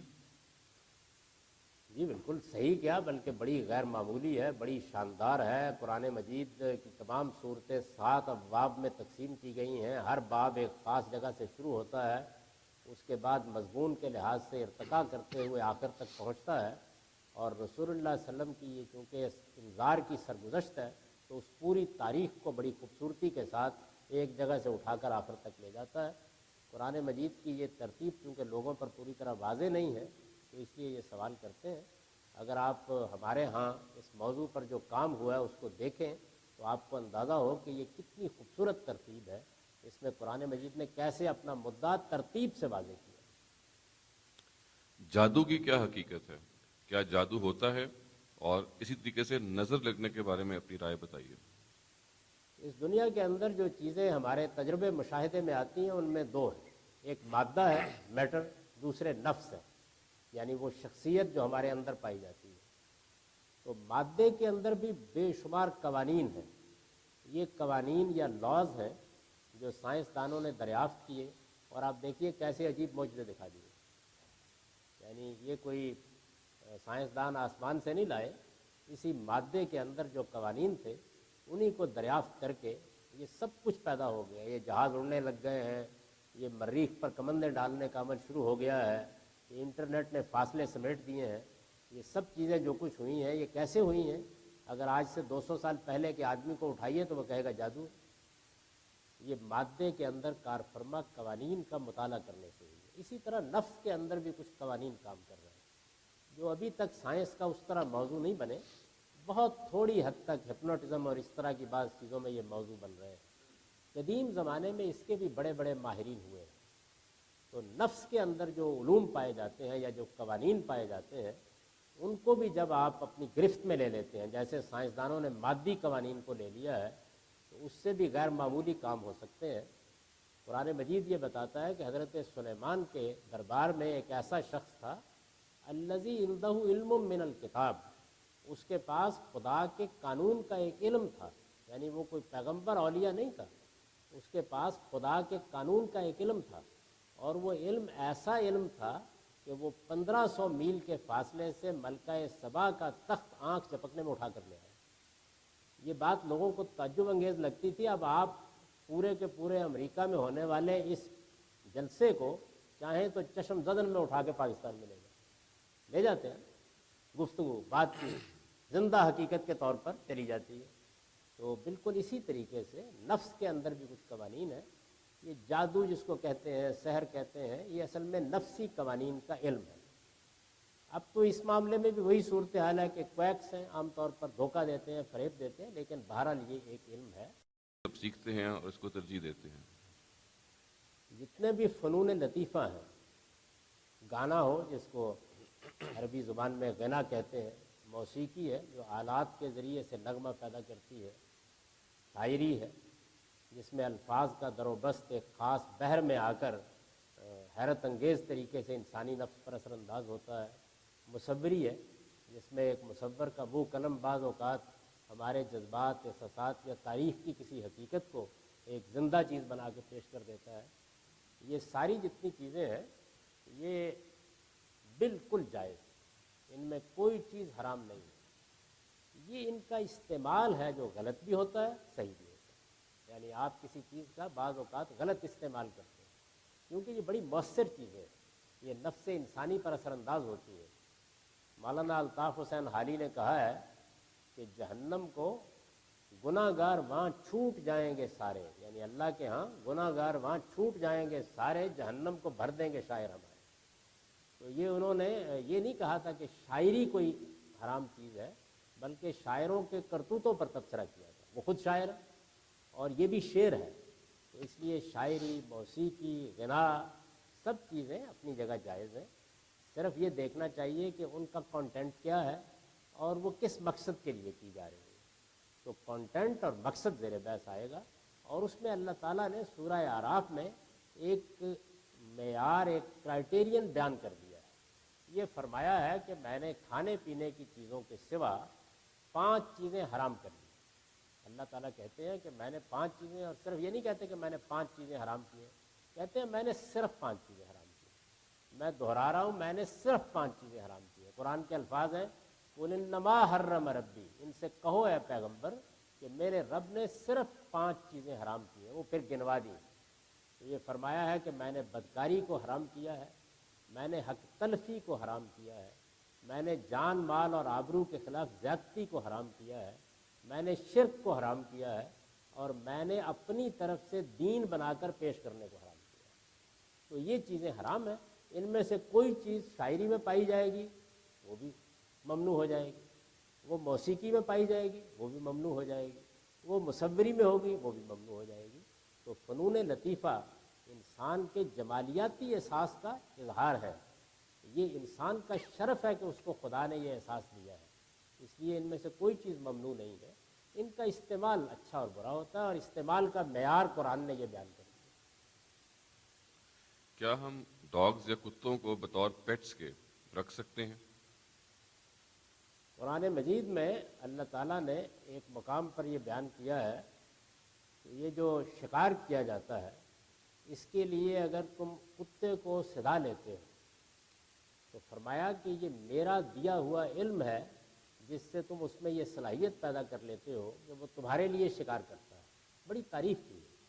اور اس سے جو لفظ اختیار کیا عربی زبان کا وہ مقلبین ہے. یہ کلب کتے کو کہتے ہیں، اسی سے وہ لفظ بنا ہوا ہے. تو یہ فرمایا ہے کہ اگر اپنے صدائے ہوئے کتے کے اوپر میرا نام لے کے اس کو چھوڑ دو گے اور وہ جانور کو پھاڑ دے گا تو وہ ذبیحہ شمار ہوگا. یعنی یہ عزت دی ہے اس جانور کو کہ یہ اگر آپ نے صدا لیا ہے تو یہ کرے گا. تو ظاہر ہے کہ لوگ اس مقصد کے لیے بھی کتے پالتے تھے، رکھوالی کے لیے بھی کتے پالتے تھے، اور رفاقت کے لیے بھی کتے پالتے تھے. آپ جانتے ہیں کہ جو خدا کے بندے اپنے وطن سے نکلے اور خدا نے ان کے ذریعے سے ایک عظیم معجزہ دکھایا، اصحاب کہف، ان کا جب قرآن ذکر کرتا ہے تو یہ کہتا ہے کہ جب وہ غار میں جا کے داخل ہو کے سو گئے تو کلبہم باسط ذرائع بالوسید، ان کا پالتو کتا دروازے پر بیٹھا ہوا اپنے دونوں ہاتھ پھیلائے ہوئے، تو اس کی تصویر کھینچی ہے. تو اس لیے کتا کوئی نجس جانور نہیں ہے. یہ بالکل غلط فہمی لوگوں کے اندر پیدا ہو گئی. یعنی جو آپ نے اس کو صاف ستھرا رکھا ہے, آپ اس سے کوئی اچھا کام لیتے ہیں. عرب تو چرواہے تھے, ان کو تو لازماً کتے رکھنا پڑتے تھے, اس لیے کہ اس کے بغیر ریوڑوں کی رکھوالی نہیں ہو سکتی تھی. تو آپ اچھے مقاصد کے لیے کتا رکھ سکتے ہیں, اس میں کوئی حرج کی بات نہیں ہے. غلط فہمی دراصل ایک روایت سے پیدا ہوئی ہے. قرآن مجید نے تو یہ سب بیان کیا ہے جو میں نے آپ سے عرض کیا, ایک روایت سے ہوئی ہے. اور روایتوں کے بارے میں جو سب سے بڑی غلطی ہوتی ہے وہ یہ ہے کہ ان میں بعض اوقات بیان کرنے والا موقع, محل, کہاں بات کی گئی, کس زمن میں کی گئی, وہ بیان نہیں کرتے, اور علماء بھی عام طور پر اس کو سمجھنے سے قاصر رہ جاتے ہیں. دیکھیے, آپ کے ہاں کوئی مہمان آتا ہے, کوئی بزرگ مہمان ہے, کوئی بڑی ہستی ہے جس کو آپ احترام کی جگہ پر رکھتے ہیں, تو آپ یہ معلوم کرنے کی کوشش کرتے ہیں کہ مہمان کا ذوق کیا ہے. یعنی ہو سکتا ہے کہ وہ کسی چیز کو پسند کرتا ہو, کسی کو ناپسند کرتا ہو. انسانوں کے درمیان بھی یہ فرق ہوتا ہے. تو جبریل امین نے ایک موقع پر, وہ رسول اللہ کے ہاں آتے جاتے تھے, یہ کہا کہ اگر آپ کے ہاں یہ پلہ تھا ایک تو مجھے یہ پسند نہیں ہے, میں اس وجہ سے داخل نہیں ہوا. تو یہ ان کا ایک ذاتی ذوق تھا, اس کا کوئی تعلق کتوں کو مارنے سے نہیں ہے اور نہ ان کو نجس قرار دینے سے ہے. کتوں کے معاملے میں جو صحیح رویہ ہے وہ میں نے آپ کے سامنے قرآن کی روشنی میں بیان کر دیا. اگر کوئی لڑکا یا لڑکی اپنی جنس یا سیکس کو تبدیل کرنا چاہے اور دلیل یہ دے کہ میں تو شروع سے ہی کرنا چاہتا ہوں یا چاہتی ہوں, تو کر لے. دیکھیے, بعض اوقات ایسا ہوتا ہے کہ پیدائشی طور پر بعض ایسے آثار رہتے ہیں اور نمودار بھی ہو جاتے ہیں, اس میں تو ڈاکٹر کی مدد حاصل کرنا ناگزیر ہو جاتا ہے. لیکن یہ کہ آپ کو خدا نے جو بنایا ہے وہی بن کے رہنا چاہیے, اور اسی پر خدا کا شکر ادا کرنا چاہیے, اور اسی کے حقوق ادا کرنے چاہیے. البتہ اگر جسمانی لحاظ سے وہ تبدیلیاں موجود ہوں یا پیدا ہو جائیں تو پھر ڈاکٹر کی مدد لی جا سکتی ہے. مکہ اور مدینے میں نان مسلمز کا داخلہ کیوں ممنوع ہے؟ یہ بھی ایک بڑی غلط فہمی ہے جس کی وجہ سے یہ حکم نامہ جاری کر دیا گیا ہے. رسول اللہ صلی اللہ علیہ وسلم نے جن مشرکین پر اہل کتاب بھی نہیں, جن مشرکین پر اللہ کی حجت تمام کر دی تھی, اور جب رسول آتا ہے حجت تمام کرنے کا مطلب یہ ہے کہ حق کو ایسے واضح کر دیا جس طرح سورج طلوع ہوتا ہے. تو جب آپ نے مشرکین عرب پر حجت تمام کر دی تو اللہ نے ان کے لیے عذاب کا فیصلہ کیا. عذاب کے فیصلے سے پہلے دو احکام دیے گئے. ایک یہ کہ اب مسلمان, ان کی رشتہ داریاں تھیں, تعلقات تھے, چونکہ ان پر خدا کا عذاب آنے والا ہے, اس سے تعلقات توڑ لیں. اور دوسرا حکم یہ دیا گیا کہ یہ اب مسجد حرام کے قریب نہیں آ سکتے. تو یہ ان کے لیے ایک حکم تھا جو دیا گیا. اہل کتاب کے بارے میں یہ بات کبھی نہیں کہی گئی. آپ کے علم میں ہے کہ رسول اللہ صلی اللہ علیہ وسلم کی اپنی زندگی میں عیسائیوں کے وفود آپ سے مکے میں آ کے ملے, اور مکے ہی میں حبشہ سے آنے والے 20 کے قریب مسیحی مسلمان ہوئے. اور اسی طرح جب آپ مدینے میں تھے تو وہاں پر مسجد نبوی میں مسیحیوں کے ایک وفد نے آ کے آپ کے ساتھ ایک طویل گفتگو کی ہے, جس میں وہ واقعہ پیش آیا کہ جب ان کی نماز کا وقت ہو گیا اتوار کو, تو انہوں نے پوچھا کہ ہم نماز باہر پڑھنا چاہتے ہیں, تو آپ نے فرمایا آپ میری مسجد میں پڑھ سکتے ہیں نماز, یہ مسجد میں نے خدائی کی بندگی کے لیے بنائی ہے. تو اس لیے یہ محض ایک غلط خیال ہے. سرزمین عرب میں کوئی غیر مسلم آباد نہیں ہو سکتا, اور اس کی وجہ یہ ہے کہ اس خطے کو اللہ تعالیٰ نے اپنی توحید کے مرکز کی حیثیت سے خاص کر لیا ہے. وہ جائیں, حرم کو دیکھیں, ہماری عبادت گاہ کو دیکھیں, توحید کا پیغام وصول کریں, اس پر کوئی پابندی نہیں. آپ نے اپنی کتاب میزان میں نصرت دین کو ایمان کے تقاضے کے طور پہ بیان کیا ہے. یہ بتائیں کہ نصرت دین ہے کیا, اور کیا میں اپنی زکوٰۃ دین کی نصرت کے لیے استعمال کر سکتی ہوں؟ دین کی نصرت کا مطلب ہے دین کے کسی کام کی مدد کرنا. اللہ تعالیٰ قرآن میں یہ کہتے ہیں کہ دین کے کسی کام کی مدد کرنا, یہ اللہ تعالیٰ کہتے ہیں میری مدد کرنا, یہ میری نصرت ہے. اور یہ بھی کہتے ہیں کہ اگر دین کے کام میں مدد کرو گے تو یہ مجھ پر قرض ہے, یہ اللہ تعالیٰ فرماتے ہیں, اور میں اس قرض کو لوٹاؤں گا. تو اللہ تعالیٰ کے دین کے کسی کام میں مدد کرنا, یہ عربی زبان میں اس کو نصرت دین کہا جاتا ہے. اسی سے اردو زبان کا لفظ ناصر بنا ہے, مدد کرنے والا. تو یہ مطلب ہے اس کا. لیکن یہ بات سمجھ لیجئے کہ آپ کے زکوٰۃ ہے یا آپ کا کوئی صدقہ ہے یا آپ کوئی خیرات کر رہے ہیں, کوئی چیریٹی کر رہے ہیں, اس کا سب سے پہلا حق آپ کے قریبی عزیز، آپ کے ملنے والے، آپ کے ساتھ کام کرنے والے، پہلا حق ان کا. اور ان کو اگر کسی ناگزیر ضرورت میں آپ کی مدد چاہیے تو یہ آپ پر لازم ہے کہ ان کا خیال رکھیں. قرآن مجید نے جو بنیادی اخلاقیات بیان کیے ہیں جس آیت میں، تو 3 چیزیں کہی ہیں. ان اللہ یامر بالعدل والاحسان و ایتاء ذی القربہ. اللہ تعالیٰ تم کو عدل کا حکم دیتا ہے، احسان کا حکم دیتا ہے، اور اپنے رشتہ داروں کو دینے کا حکم دیتا ہے. تو رشتہ دار اعزاء، اگر کوئی بچہ تعلیم سے رہ رہا ہے، اگر کوئی غریب ہے، کسی کی بیماری کا مسئلہ ہے، تو ان کی بنیادی ضروریات اگر پوری نہیں ہو رہی تو پہلا فرض وہ ہے. اس کے بعد اگر کچھ بچے تو ضرور اللہ کے دین کی مدد بھی کیجیے، لیکن یہ سمجھ لیجئے کہ یہ مدد کا کام یہ نفل ہے اور ان کی مدد کرنا وہ فرض ہے. میلاد کے بارے میں فرمائیے. میلاد کرنا کیا یہ ٹھیک ہے؟ اور اس سوال کا ایک دوسرا حصہ بھی ہے کہ کیا قرآن خوانی کرنا ٹھیک ہے؟ جو کچھ میلاد سے میں سمجھا ہوں وہ یہ ہے کہ جو ہمارے ہاں ایک روایت ہے کہ رسول اللہ صلی اللہ علیہ وسلم کی پیدائش کے دن کوئی تقریبات منعقد کی جاتی ہیں عام طور پر. تو اگر کوئی رسالت مآب صلی اللہ علیہ وسلم کی پیدائش یا آپ کے حالات زندگی کا ذکر کرتا ہے، کسی مجلس میں آپ کی سیرت بیان کی جاتی ہے اور وہ مستند طریقے سے بیان کی جاتی ہے، یعنی قرآن مجید کی روشنی میں، صحیح ماخذ کی روشنی میں، صحیح روایات کے مطابق اگر پوری احتیاط کے ساتھ بیان کی جاتی ہے تو اس میں کوئی حرج کی بات نہیں. لیکن اگر اس میں گپیں سنائی جاتی ہیں، اس میں قصے کہانیاں سنائی جاتی ہیں، اس میں ایسی روایات سنائی جاتی ہیں جن کا کوئی سر ہے نہ پیر ہے، تو محمد الرسول اللہ کے بارے میں بات کرتے وقت یہ ملحوظ رہنا چاہیے کہ صحیح بات، یعنی اپنی تحقیق کے ساتھ صحیح بات ہی کرنے کا آپ کو حق ہے. تو اس میں کوئی حرج کی بات نہیں ہے، لیکن یہ ضروری ہے کہ جو کچھ اس موقع پر کہا جائے یا اس مجلس میں جو کچھ بیان کیا جائے وہ مستند ہونا چاہیے، صحیح ہونا چاہیے، وہ قرآن مجید کی روشنی میں ہونا چاہیے، وہ صحیح روایات کی بنیاد پر ہونا چاہیے. اس میں کوئی ادنا درجے کی چیز بھی ایسی نہیں ہونی چاہیے کہ جس میں صحت کا معیار ملحوظ نہ رکھا گیا ہو. اس کے ساتھ اگر کوئی آپ اس طرح کی مجلس منعقد کرتے ہیں، جیسے آج بھی ایک مجلس منعقد کی گئی ہے، اس میں کوئی حرج نہیں. لیکن جہاں تک میرا اپنا ذوق ہے، میرے نزدیک رسول اللہ کی شخصیت اس سے بہت بلند ہے کہ آپ کو ایک دن کا شخص بنا دیا جائے. یوم اقبال اور یوم قائد اعظم ٹھیک ہے، بڑی شخصیات ہیں، لیکن ایک دن کے شخص بہت ہیں دنیا میں. حضور روز کی شخصیت ہے، شب کی شخصیت ہے، روز کی شخصیت ہے، اور شب و روز 5 وقت ہم یہ گواہی دے رہے ہوتے ہیں کہ محمد صلی اللہ علیہ وسلم اللہ کے رسول ہیں. تو اس وجہ سے آپ کے لیے کوئی ضرورت اس کی نہیں ہے. آپ کی یاد کسی موقع پر بھی تازہ کر لیجئے، آپ کی سیرت کسی موقع پر بھی بیان کیجئے. یہ تو ہر دن کا معاملہ ہے، ہر رات کا معاملہ ہے. یہ تو بہار ہو کہ خزاں اشہد ان لا الہ، تو اس کو ایسے ہی بیان ہونا چاہیے. لیکن اگر کوئی شخص مستند طریقے سے حضور کی سیرت آپ کی پیدائش کے دن یا ان دنوں میں بیان کرنا چاہے تو کوئی گناہ کی بات نہیں ہے، مستند بات ہونی چاہیے.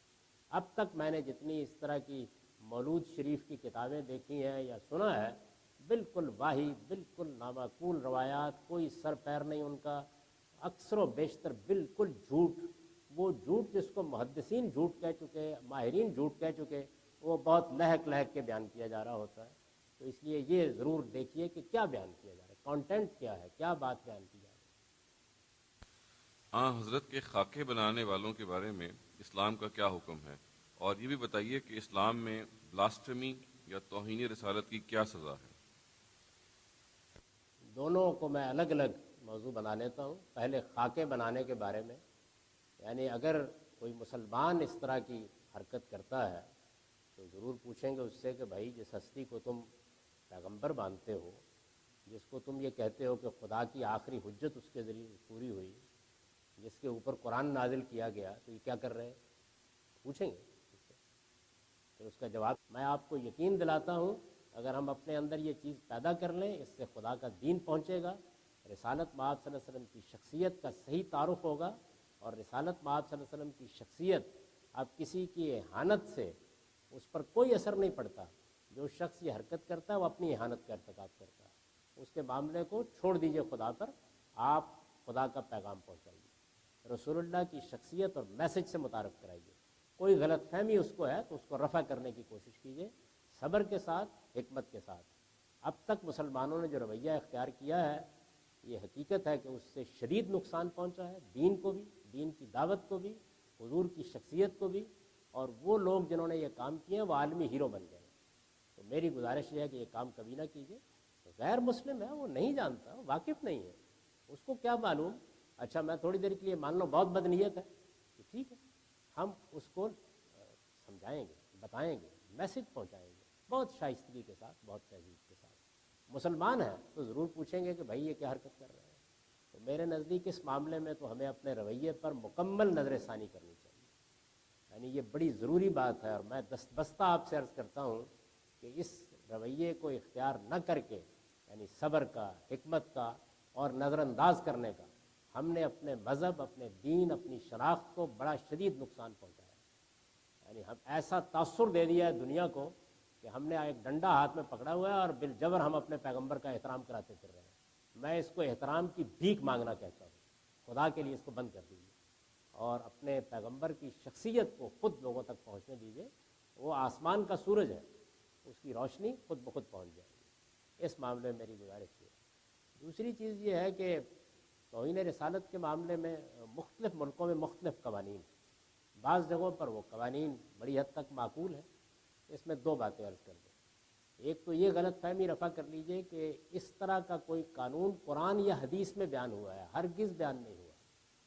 कुरान मजीद में, हदीस में इस तरह का कोई कानून बिल्कुल बयान नहीं हुआ। इससे आगे मुसलमानों के ज्यूरिस्ट और फुक़हा ने भी कभी इस तरह का कोई कानून बयान नहीं किया।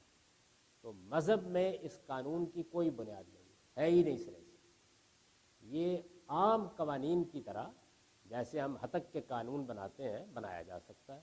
बाज़ मुल्कों में माकूल तरीके से बनाया गया है, पाकिस्तान में बहुत गैर माकूल तरीके से बनाया गया। उससे फिर मैं अर्ज़ करता हूँ कि दीन को भी नुकसान पहुँचा है और रिसालत मआब सल्लल्लाहु अलैहि वसल्लम की शख्सियत को भी हमने लोगों के लिए एक ऐसी हस्ती बना दिया है कि लोग उसको मोहब्बत की जगह देख नहीं रहे। तो इस वजह से इस कानून पर ज़रूर नज़र सानी होनी चाहिए। इसकी कोई मजहबी बुनियाद नहीं है, ये आम कवानीन की तरह बनेगा और उसको माकूलियत के साथ अगर बनाना हो तो बनना चाहिए। बहुत से मुसलमान मुल्कों में बड़ी हद तक माकूल है, मिसाल के तौर पर मलेशिया में एक माकूल कानून है। लेकिन ये कि अगर ये ख्याल है कि इसमें कुरान ने कोई हुक्म दिया है या हदीस में कोई हुक्म है, हरगिज़ नहीं। मैं ये कहता हूँ फ़िक़ह में भी कोई हुक्म नहीं। ये अफसोसनाक बात है कि जिस कानून की बुनियाद ना कुरान में है, ना हदीस में है, ना फ़िक़ह इस्लामी में है, वो हमारे यहाँ इस्लाम के नाम पर बना दिया गया। एक सवाल ये है कि कुरान ख़ानी के बारे में आपकी क्या राय है, और इसी में ये सवाल है कि 40वां और कुल या सोयम जो है, क्या ये ठीक है या गलत है? बिस्मिल्लाहिर्रहमानिर्रहीम। कुरान मजीद अल्लाह की हिदायत की किताब है और ये इसलिए नाजिल किया गया है कि लोग इसकी आयतों पर गौर करें और अक्ल वाले इससे नसीहत हासिल करें। कुरान मजीद ने ख़ुद अपने बारे में ये बात बड़ी वज़ाहत के साथ बयान कर दी है। कुरान के अल्फाज हैं, किताबुन अंज़लनाहु मुबारकुन लियद्दब्बरू आयातिही व लियतज़क्करा उलुल अलबाब। अल्लाह ताला फरमाते हैं कि हमने ये बाबरकत किताब इसलिए नाजिल की है कि लोग इसकी आयतों पर गौर व फिक्र करें और जिन लोगों को अक्ल से नवाजा गया है वो इससे नसीहत हासिल करें। कुरान मजीद न मुर्दों को बख्शवाने के लिए नाजिल किया गया है और ना ये महज पढ़ के सवाब हासिल करने के लिए, ये हिदायत के लिए नाजिल हुआ है और इससे यही फ़ायदा उठाना चाहिए। इस वजह से इस तरह की जो चीज़ें हमारे यहाँ राइज हो गई हैं, रिसालत मआब सल्लल्लाहु अलैहि वसल्लम के ज़माने में इसका कोई सुराग नहीं मिलता। आपके इल्म में है कि कितने लोग रसूलुल्लाह सल्लल्लाहु अलैहि वसल्लम के सामने दुनिया से रुखसत हुए, कितने लोगों के मरज़ुल मौत में ख़ुद हुजूर मौजूद थे, कितने लोग हैं जिनका आपने ख़ुद जनाजा पढ़ाया। कभी भी सहाबा किराम के ज़माने में, आपके ज़माने में कुरान का ये मसरफ़ किसी की समझ में नहीं आया। इसलिए ये लोगों की ईजाद है, इसकी कोई हकीकत नहीं। ایک سوال یہ ہے جی کہ کیا زکوٰۃ ہم پاکستان بھیجیں؟ اس سوال کا کوئی حصہ شاید ابھی تھا. یہ مکمل ہو. جی کل 40واں یا سوئم جو اسی سے کوئی حقیقت نہیں ہے. ہمارے دین میں جب ہم کسی کو دفن کر دیتے ہیں اور اس کا جنازہ پڑھتے ہیں, اس کو دفن کر کے دعا کر کے واپس آ جاتے ہیں, تو زیادہ سے زیادہ یہ کہا گیا ہے کہ 3 دن کے لیے آپ اپنے کام چھوڑ کر بیٹھ سکتے ہیں, لوگ تعزیت کرنے والے آئیں گے. اس کے سوا کوئی رسم, کوئی اور چیز ہمارے دین میں مقرر نہیں کی گئی. دین کے معاملے میں صحیح اصول یہ ہے کہ آپ کوئی بھی کام کرنے سے پہلے یہ معلوم کریں کہ کیا محمد الرسول اللہ صلی اللہ علیہ وسلم نے یہ کام کیا تھا. تو میں آپ سے عرض کرتا ہوں کہ یہ جتنی چیزیں ہمارے ہاں موت کے ضمن میں رائج ہیں, ان کا نہ اللہ کے پیغمبر کے زمانے میں کسی کو پتہ تھا, نہ صحابہ کرام کے زمانے میں کسی کو پتہ تھا. یہ ہندوستان کی ایجاد ہے. معراج کی کیا حقیقت ہے؟ قرآن مجید سے یہ معلوم ہوتا ہے اور بائبل سے اس کی مزید تفصیلات واضح ہوتی ہیں کہ اللہ تعالیٰ نے جو پیغمبری کا سلسلہ شروع کیا ہے, اس کے 2 دور ہیں. اس کا پہلا دور وہ تھا جس میں ہر قوم کی طرف اللہ تعالیٰ نے کسی رسول کو بھیجا اور پھر اس قوم کا اس زمینی پر فیصلہ کر دیا گیا. اس کو قرآن نے سورہ یونس میں بیان کیا ہے کہ وَلِكُلِّ أُمَّةٍ الرَّسُولُ فَإِذَا جَاءَ رَسُولُهُمْ قُضِيَ بَيْنَهُمْ بِالْقِسْطِ وَهُمْ لَا يُظْلَمُونَ. کہ ہم ہر امت کی طرف, ہر قوم کی طرف ایک رسول بھیجتے رہے ہیں, پھر جب ان کا رسول آ جاتا تھا تو ان کا انصاف کے ساتھ فیصلہ کر دیا جاتا تھا اور ان پر کوئی ظلم نہیں ہوتا تھا. یہ پہلا دور ہے. سیدنا نوح علیہ السلام کے بعد جب دنیا میں مختلف قومیں پھیلنا شروع ہوئیں, یہ دنیا انہی کے 3 بیٹوں حام, سام اور یافس کی اولاد ہے. جب قومیں پھیلنا شروع ہوئیں تو ہر قوم کی طرف اللہ نے ایک رسول بھیج دیا. اس کے بعد نبوت کا دوسرا دور وہ ہے جو حضرت ابراہیم علیہ السلام سے شروع ہوا. اس دور میں اللہ تعالیٰ نے 2 علاقوں کا انتخاب کیا اور حضرت ابراہیم کی اولاد کا انتخاب کیا. حضرت ابراہیم کی اولاد کو بحیثیت مجموعی پیغمبری کے منصب پر فائز کر دیا گیا اور ان کو حکم دیا گیا کہ وہ 2 علاقوں کو منتخب کر کے دنیا کے بالکل درمیان میں ان کو توحید کا مرکز بنائے. یعنی اب وہ دور آ رہا تھا جس میں پوری دنیا تک پیغام پہنچانے کے مواقع پیدا ہو رہے تھے. تو اس کے لیے 2 علاقوں کا انتخاب کیا گیا, ایک فلسطین جس کو اس زمانے میں کنعان کہتے تھے اور دوسرے عرب. ان 2 علاقوں کو اللہ تعالیٰ نے اپنے لیے خاص کر لیا اور یہ حکم دیا گیا کہ بنی اسرائیل فلسطین میں اور بنی اسماعیل, حضرت ابراہیم کے 2 بیٹے, بنی اسرائیل حضرت اسحاق کی اولاد ہے اور بنی اسماعیل اسماعیل علیہ السلام کی اولاد ہے. تو ایک شاخ کو فلسطین میں توحید کا مرکز بنانے کی ذمہ داری دی گئی اور دوسری شاخ کو عرب میں یہ ذمہ داری دی گئی. تو ایک لحاظ سے یہ دونوں کے دونوں علاقے الگ الگ توحید کے مرکز کی حیثیت سے صدیوں تک رہے.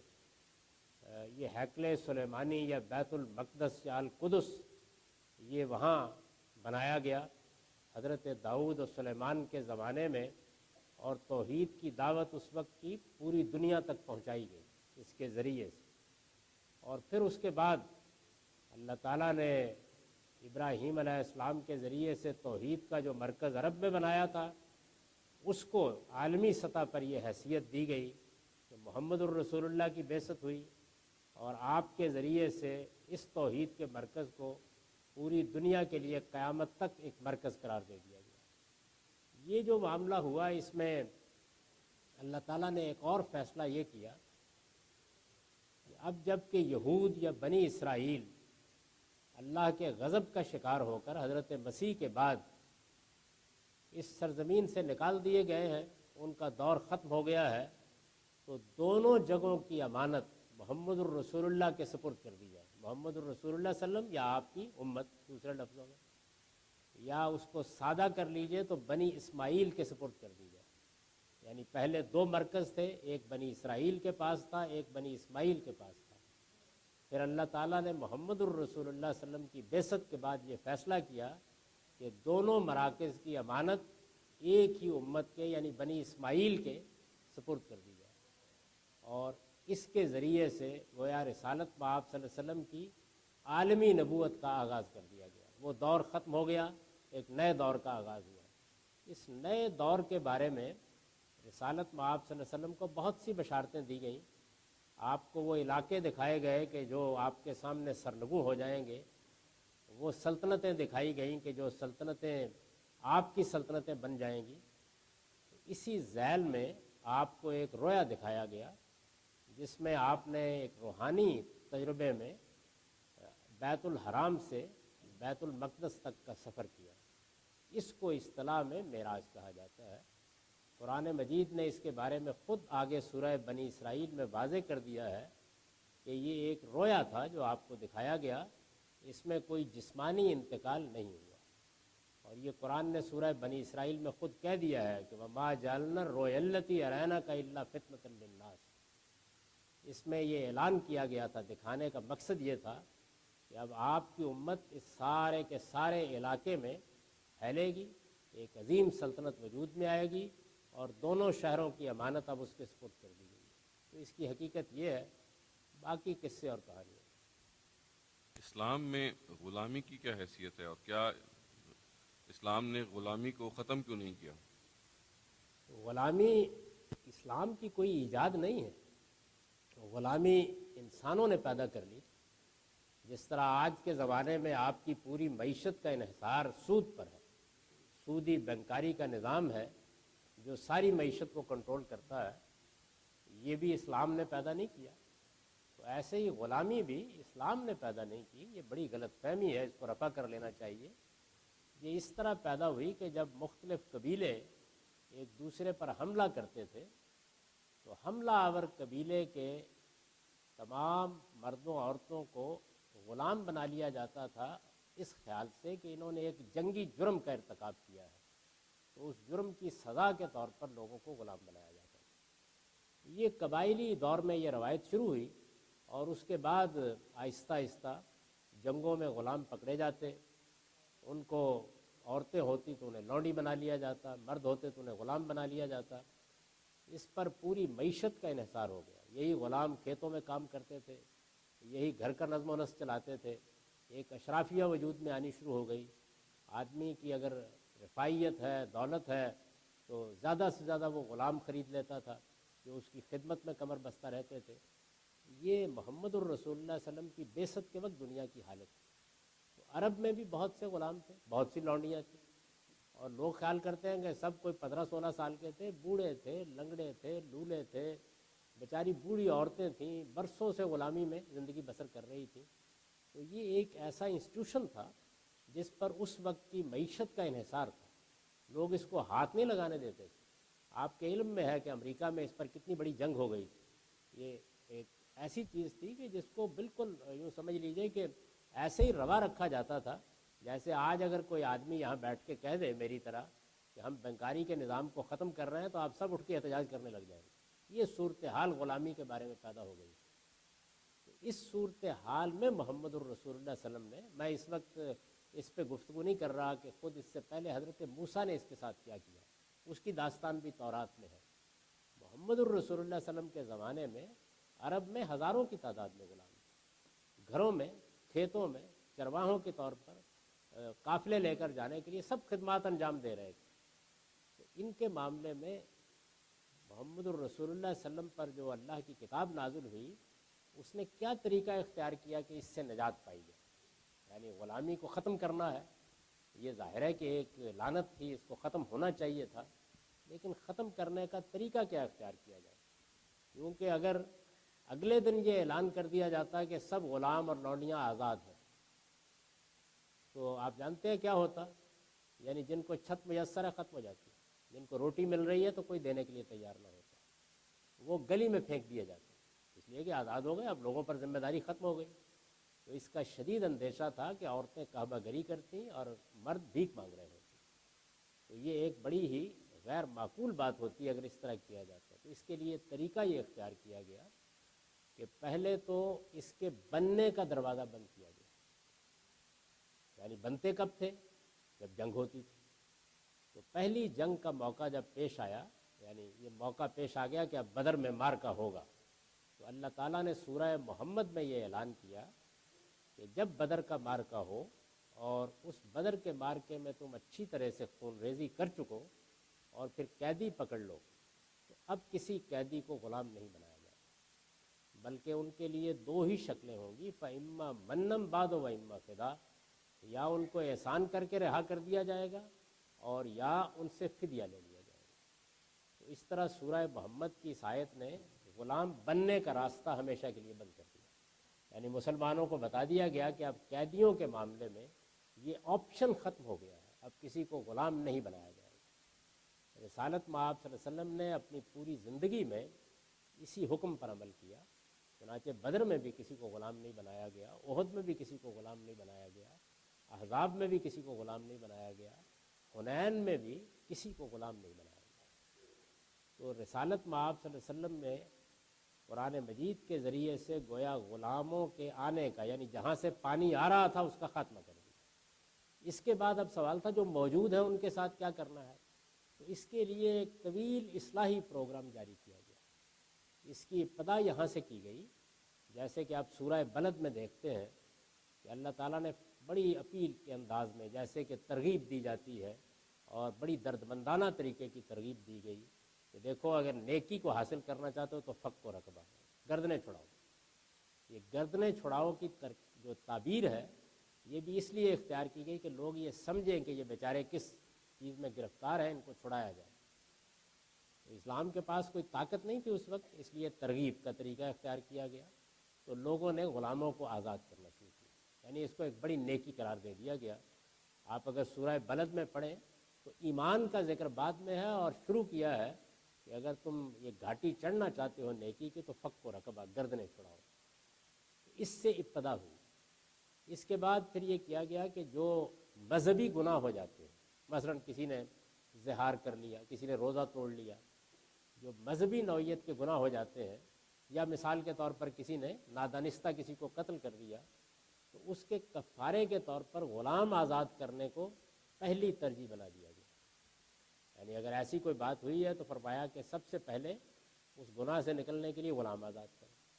غلاموں کو آزاد کرنے کی اس مہم میں آگے پھر ایک قدم یہ اٹھایا گیا کہ جتنے بھی ذی صلاحیت غلام تھے، یعنی جو اپنے پاؤں پر کھڑا کر سکتے تھے، ترغیب دی گئی کہ ان کی شادیاں کرائیں گی تاکہ معاشرے میں آہستہ آہستہ ان کا مرتبہ بلند ہو.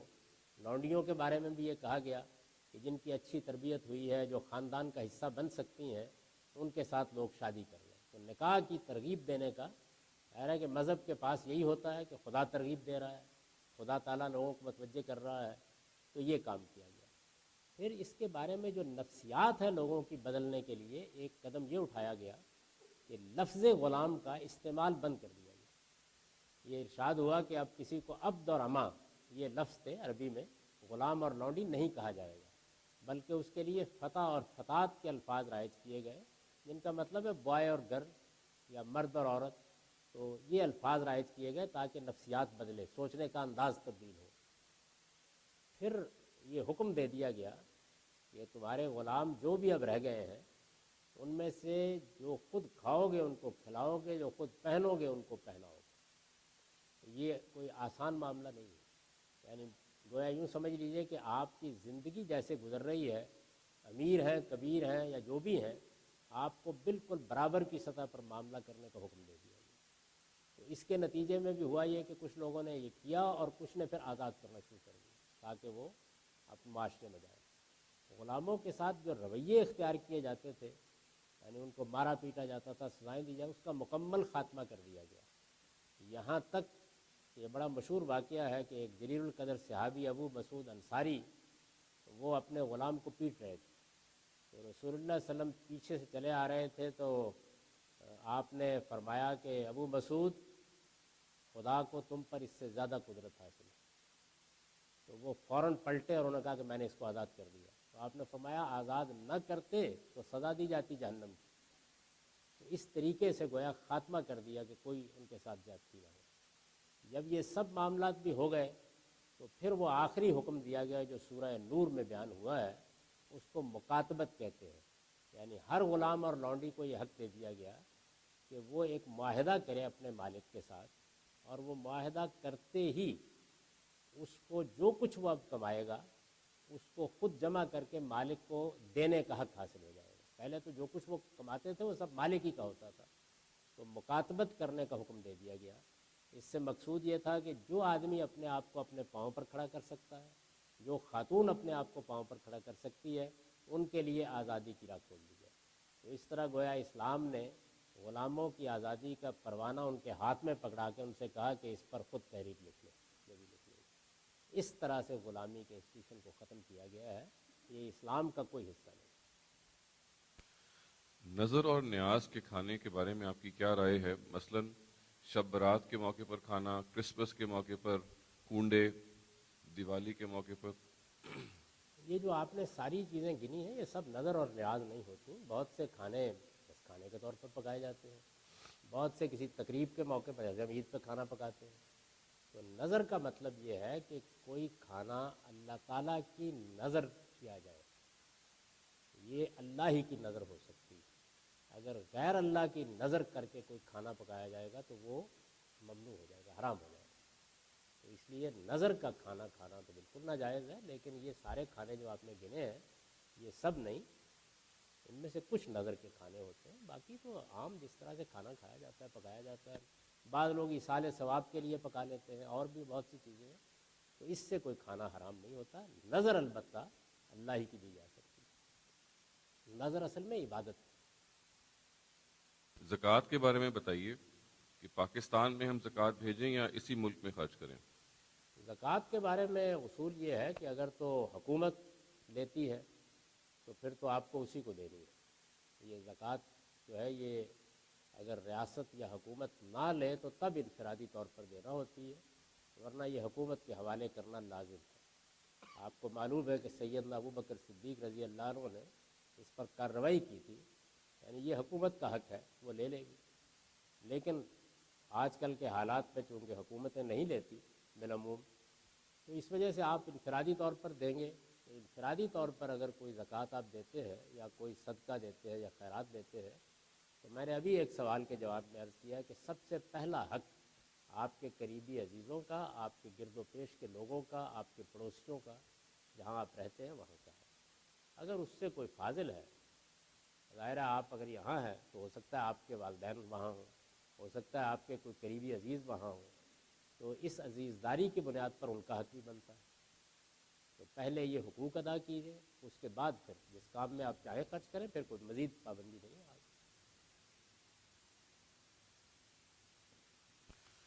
کچھ حضرات کا یہ خیال ہے کہ وہی اللہ کی رحمت ہے اور اللہ کی رحمت کبھی بند نہیں ہوتی، اس لیے وہی بند نہیں ہوئی اور اب بھی آتی ہے۔ آپ اس کے بارے میں کیا کہتے ہیں؟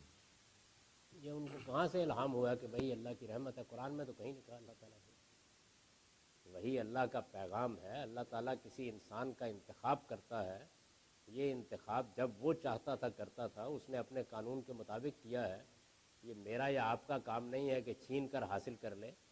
اللہ تعالیٰ نے جب جس پیغمبر کا انتخاب کیا اس پر وہی نازل کی اور اپنا پیغام اس کے ذریعے سے پہنچایا۔ حضرت مسیح علیہ السلام کے بعد 575 سال تک کسی کا انتخاب نہیں کیا، یعنی یہ کوئی طریقہ نہیں ہے۔ اگر یہ کوئی اس طرح کی رحمت تھی تو پھر تو ہر روز برستی رہنی چاہیے تھی۔ تو محمد الرسول اللہ صلی اللہ علیہ وسلم پر اس کا سلسلہ بالکل ختم ہو گیا۔ قرآن مجید نے اس کا اعلان کر دیا ہے کہ محمد الرسول اللہ صلی اللہ علیہ وسلم پر نبوت اپنے ہر مفہوم میں ختم ہو گئی ہے، اور حضور نے خود اس کے بارے میں فرما دیا ہے کہ میرے بعد اب کسی نبی کے آنے کا کوئی امکان نہیں ہے، یہ سلسلہ ہمیشہ کے لیے بند ہو گیا۔ اب زیادہ سے زیادہ جو چیز کسی کو حاصل ہو سکتی ہے وہ یہ ہے کہ اللہ تعالیٰ رہنمائی کے لیے کوئی اچھا خواب دکھا دے، بس اس سے زیادہ کچھ نہیں۔ الہام، القاء، وحی، سب دروازے محمد الرسول اللہ صلی اللہ علیہ وسلم کے ساتھ بند کر دیے گئے۔ کیا ہم غیر مسلموں کو قرآن تحفے میں دے سکتے ہیں؟ لیکن خدشہ اصل میں یہ ہے کہ ہو سکتا ہے کہ اس کی رسپیکٹ نہ کریں یا اس کو زمین پہ رکھ دیں۔ آپ غیر مسلموں کو قرآن کا تعارف کرائیے، بتائیے یہ کیا کتاب ہے، اور ان کو ضرور تحفے میں دیجیے اس درخواست کے ساتھ کہ یہ خدا کی کتاب ہے، ہم آپ کو پیش کر رہے ہیں، اس میں خدا کے آخری رسول کے ذریعے سے خدا نے اپنا پیغام دیا ہے، بس آپ کی ذمہ داری یہ ہے۔ آپ کے یہ بتا دینے کے بعد وہ جو معاملہ بھی کریں گے اس کے لیے وہ خود جواب دیں گے۔ اس کو پہنچائیے، اس کے پہنچانے کی ذمہ داری ہم پر عائد کی گئی ہے۔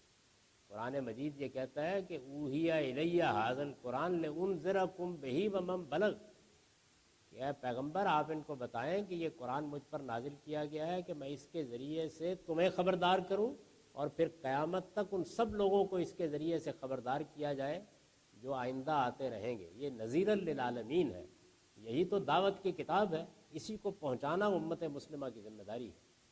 تو آپ بغیر کسی تردد کے پہنچائیے، وہ کیا معاملہ کرتے ہیں یہ ان کا کام۔ ٹیٹوز کے بارے میں بتائیے کہ کیا ہم بطور مسلمان کے ٹیٹوز لگا سکتے ہیں اپنے جسم پہ؟ اسلام میں جو چیز موضوع بنتی ہے وہ شرک ہے۔ جس وقت رسالت مآب صلی اللہ علیہ وسلم کی بعثت ہوئی تو بہت سے ایسے طریقے تھے جو حبشیوں کے ذریعے سے عرب میں بھی رائج ہو گئے تھے، جس میں عورتیں بھی مرد بھی خاص طرح سے بال کاٹ لیتے تھے، چوٹی بنا لیتے تھے، بعض اوقات اپنے چہرے پر نقوش بنا لیتے تھے، اور ان کے ساتھ کچھ وہم وابستہ تھے، یعنی ایسا ہوگا تو یہ ہو جائے گا، ایسا ہوگا تو یہ ہوگا۔ تو مشرکانہ تصورات کے ساتھ اگر ایسا کچھ کیا جائے تو اس کو روکا گیا، اس لیے کہ شرک ہمارے دین میں ممنوع ہے۔ اگر کوئی شرک کی چیز نہیں ہے تو پھر یہ آپ کا ذوق ہے، آپ جو بھی چاہے کریں۔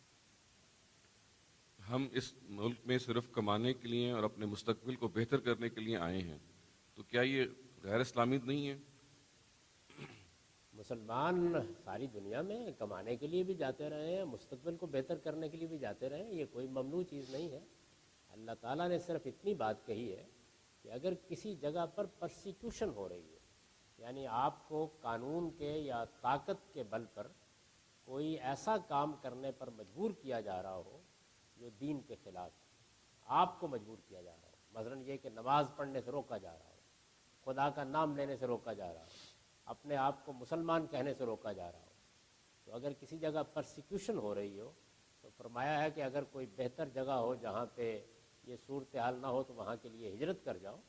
اگر ایسی صورت نہیں ہے تو ساری دنیا میں جہاں چاہے رہیے۔ یہ جو بے شمار ملکوں میں خدا کا دین پہنچا، یہ ایسے ہی پہنچا تھا۔ میں تو جہاں رہ رہا ہوں ملیشیا میں، وہاں پر مسلمانوں نے کبھی فوج کشی نہیں کی، ایسے ہی گئے تھے، تاجر لوگ گئے وہاں رہے جا کے، ان کی تعلیم دعوت سے پورا کا پورا علاقہ مسلمان ہوا ہے۔ تو آپ اسلام کے سفیر ہیں، اللہ تعالیٰ آپ کو توفیق دے کہ آپ خود بھی دین کا نمونہ بنیں اور لوگوں کے سامنے بھی ایک اچھی مثال پیش کریں، اس میں کوئی حرج کی بات نہیں، جہاں چاہے رہیے۔ ہم چند دوست صرف قرآن میں یقین کر رکھتے ہیں اور قرآن ہی کو فالو کرنا چاہتے ہیں، احادیث پر ہم یقین نہیں رکھتے اور کہتے ہیں کہ اگر رسول اللہ صلی اللہ علیہ وسلم کی زندگی قرآن ہے تو ہم بھی بہتر ہے کہ قرآن ہی پڑھیں۔ آپ کی کیا رائے؟ اس کے بارے میں ایک اصول کی بات سمجھ لیجیے، اور وہ یہ کہ قرآن دین کی پہلی کتاب نہیں ہے، قرآن دین کی آخری کتاب ہے۔ یعنی جس دین کو اسلام کہا جاتا ہے، اس کی ابتدا قرآن سے نہیں ہوئی، اس کی ابتدا آدم علیہ السلام سے ہو گئی۔ تمام پیغمبر یہی دین لے کر آئے۔ قرآن یہ کہتا ہے کہ یہودی مسیحی سب مسلمان ہیں، اور یہ خود فرقے بن گئے، جس طرح محمد الرسول اللہ صلی اللہ علیہ وسلم کے بعد فرقے بن گئے ہیں، ایسے ہی پہلے فرقے بن گئے۔ وہ اسی حیثیت سے ان کو خطاب بھی کرتا ہے، ان کو بھی اللہ کی کتابیں دی گئی۔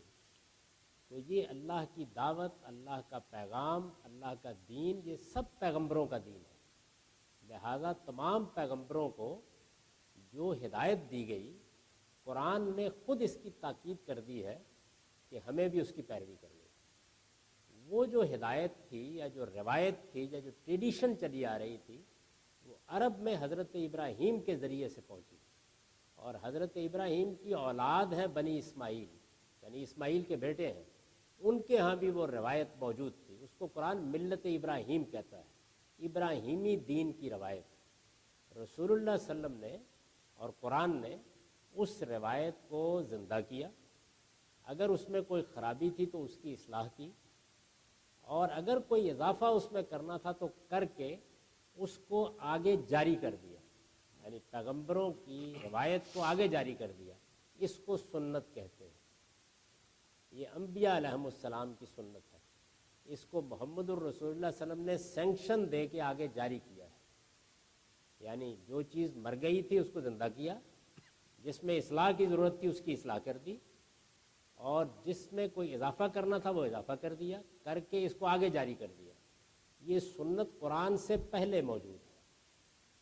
یہ نماز اسی طرح موجود ہے, روزہ اسی طرح موجود ہے, حج اسی طرح موجود ہے, زکوٰۃ اسی طرح موجود ہے. یہ انبیاء علیہم السلام کا طریقہ ہے. یہی نماز حضرت مسیح 5 وقت پڑھتے تھے, یہی نماز یہود 5 وقت پڑھتے تھے. تمام انبیاء اسی طریقے سے نماز پڑھتے رہے ہیں.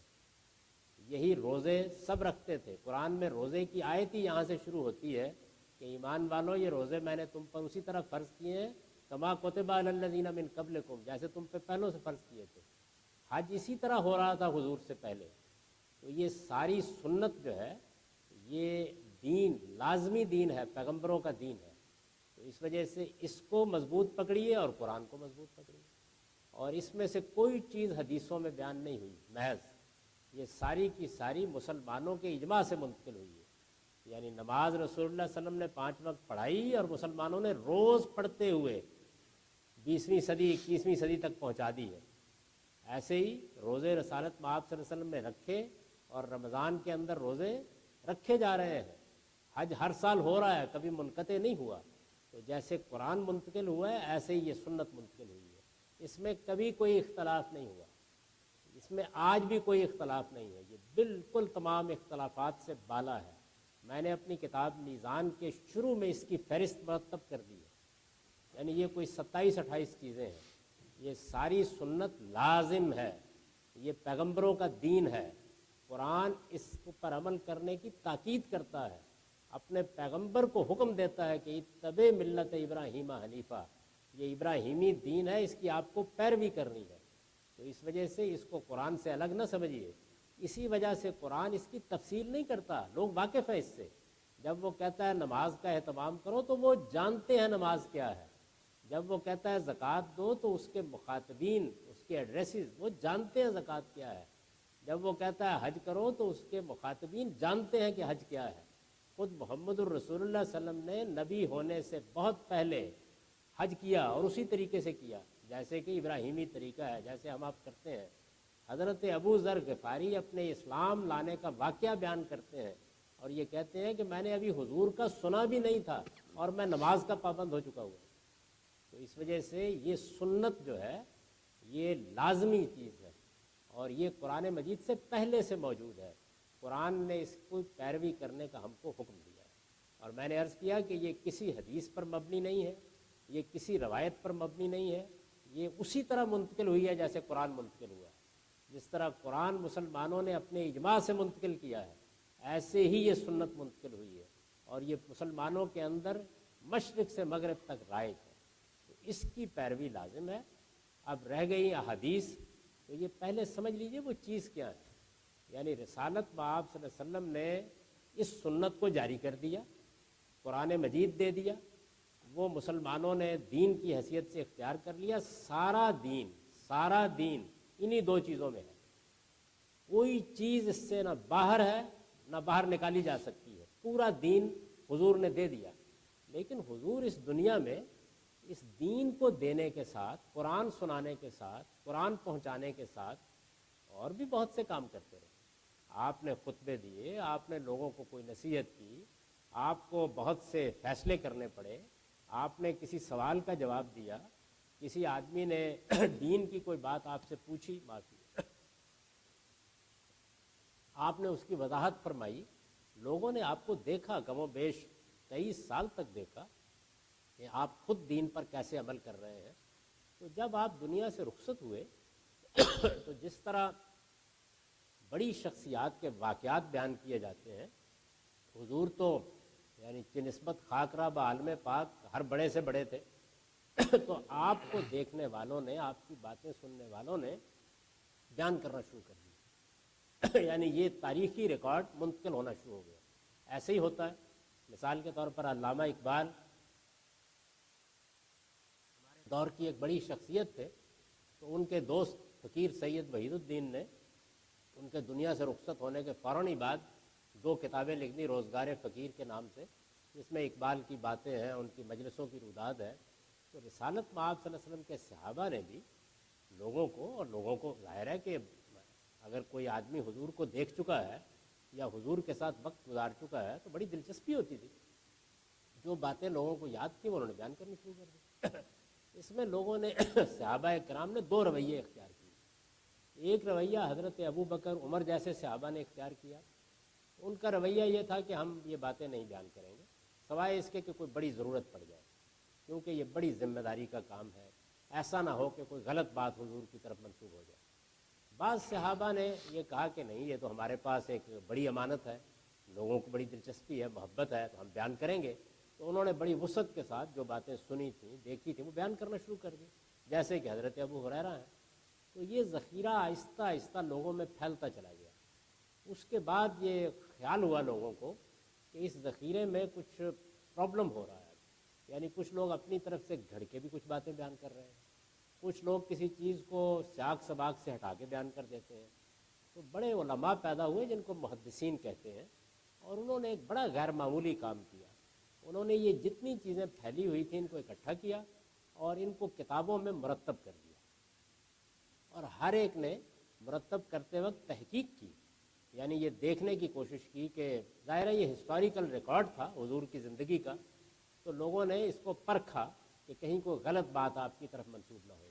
اس کے لیے کچھ اصول بنائے گئے پرکھنے کے لیے، اس ہسٹوریکل ریکارڈ کو مرتب کرنے والوں نے کچھ اصول بنائے۔ وہ اصول 2 طرح کے تھے۔ ایک یہ اصول بنائے گئے کہ جو آدمی بھی یہ بیان کر رہا ہے، اور ظاہر ہے کہ صورت یہ بن گئی تھی کہ 2-3 لوگ درمیان میں آ گئے، یعنی ایک آدمی یہ کہتا تھا میں نے فلاں سے سنا ہے، وہ یہ کہتا تھا میں نے فلاں سے سنا ہے۔ تو انہوں نے ان سب بیان کرنے والوں کے حالات زندگی مرتب کیے اور دیکھا کہ ان کا کردار کیا ہے۔ یہ تحقیق کرنے کی کوشش کی کہ ان کا حافظہ کیسا تھا، یعنی بڈھے ہو کر اختلاط ذہنی کا شکار تو نہیں ہو گئے تھے، نہ سمجھ تو نہیں تھے۔ تو یہ تحقیق کر کے دیکھا کردار کیسا تھا، ان کا حافظہ کیسا تھا، فہم کیسا تھا، اور یہ کہ تاریخی طور پر ان لوگوں کی ملاقات بھی ہوئی ہے، ممکن ہے۔ یہ چیزیں انہوں نے بیان کرنے والوں میں دیکھی، اور جو کچھ بیان کیا جا رہا تھا اس کے لیے بھی ایک معیار بنایا کہ اس میں کوئی چیز قرآن کے خلاف تو نہیں ہے، اس میں کوئی چیز سنت کے خلاف تو نہیں ہے، اس میں کوئی چیز علم اور عقل کی مانی ہوئی باتوں کے خلاف تو نہیں ہے۔ تو ان دونوں چیزوں کو سامنے رکھ کر ہر آدمی نے اپنی تحقیق کے مطابق ایک کتاب مرتب کر دی۔ یہ کتابیں ہیں جن کو آپ بخاری مسلم کہتے ہیں، یعنی رسول اللہ کی زندگی کا تاریخی ریکارڈ جو لوگوں کی زبان سے پہنچا، اس کو تحقیق کر کے لوگوں نے مرتب کر دیا۔ اس کو حدیث کہا جاتا ہے۔ اس سے نہ دین میں کسی ایک تنکے کا اضافہ ہوتا ہے نہ کمی ہوتی۔ یہ رسالت مآب صلی اللہ علیہ وسلم کے علم اور عمل کا ریکارڈ ہے، بڑی پاکیزہ چیز ہے۔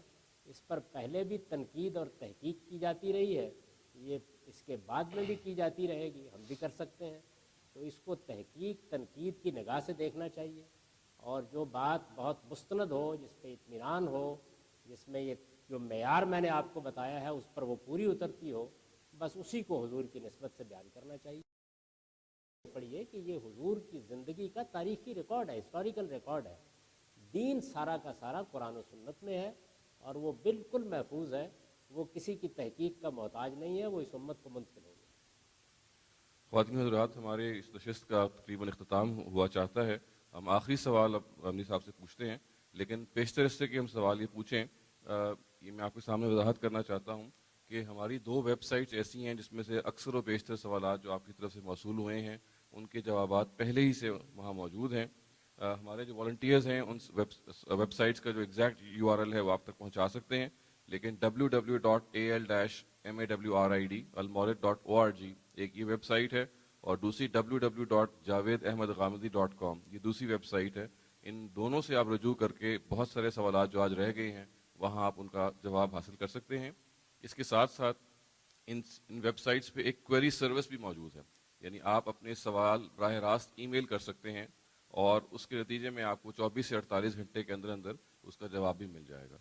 میں آخری سوال کر رہا ہوں، یہ کہتے ہیں جی کہ اس سوال کو کرتے ہوئے میں مجھے شرم آ رہی ہے اور میں بہت جرت سے یہ سوال کر رہا ہوں.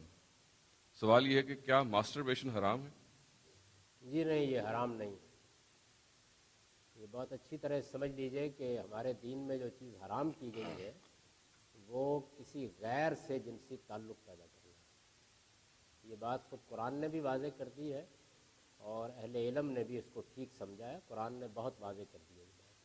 آپ چاہیں تو اس پر میرا ایک تفصیلی آرٹیکل ہے، وہ میری کتاب مقامات میں ہے. میرا خیال ہے اس کا انگریزی میں بھی ترجمہ ہو چکا ہے.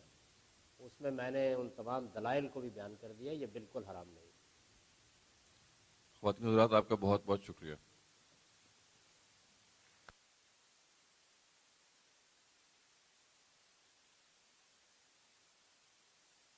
Once again, thank you everyone for coming. Appreciate your help. Please take the brochure with you. Take a look at it. It has a lot of good references of websites and other information. And please contact us. Al-Maurid US, inshallah, is here to stay. We want to listen as to what you have to say and respond.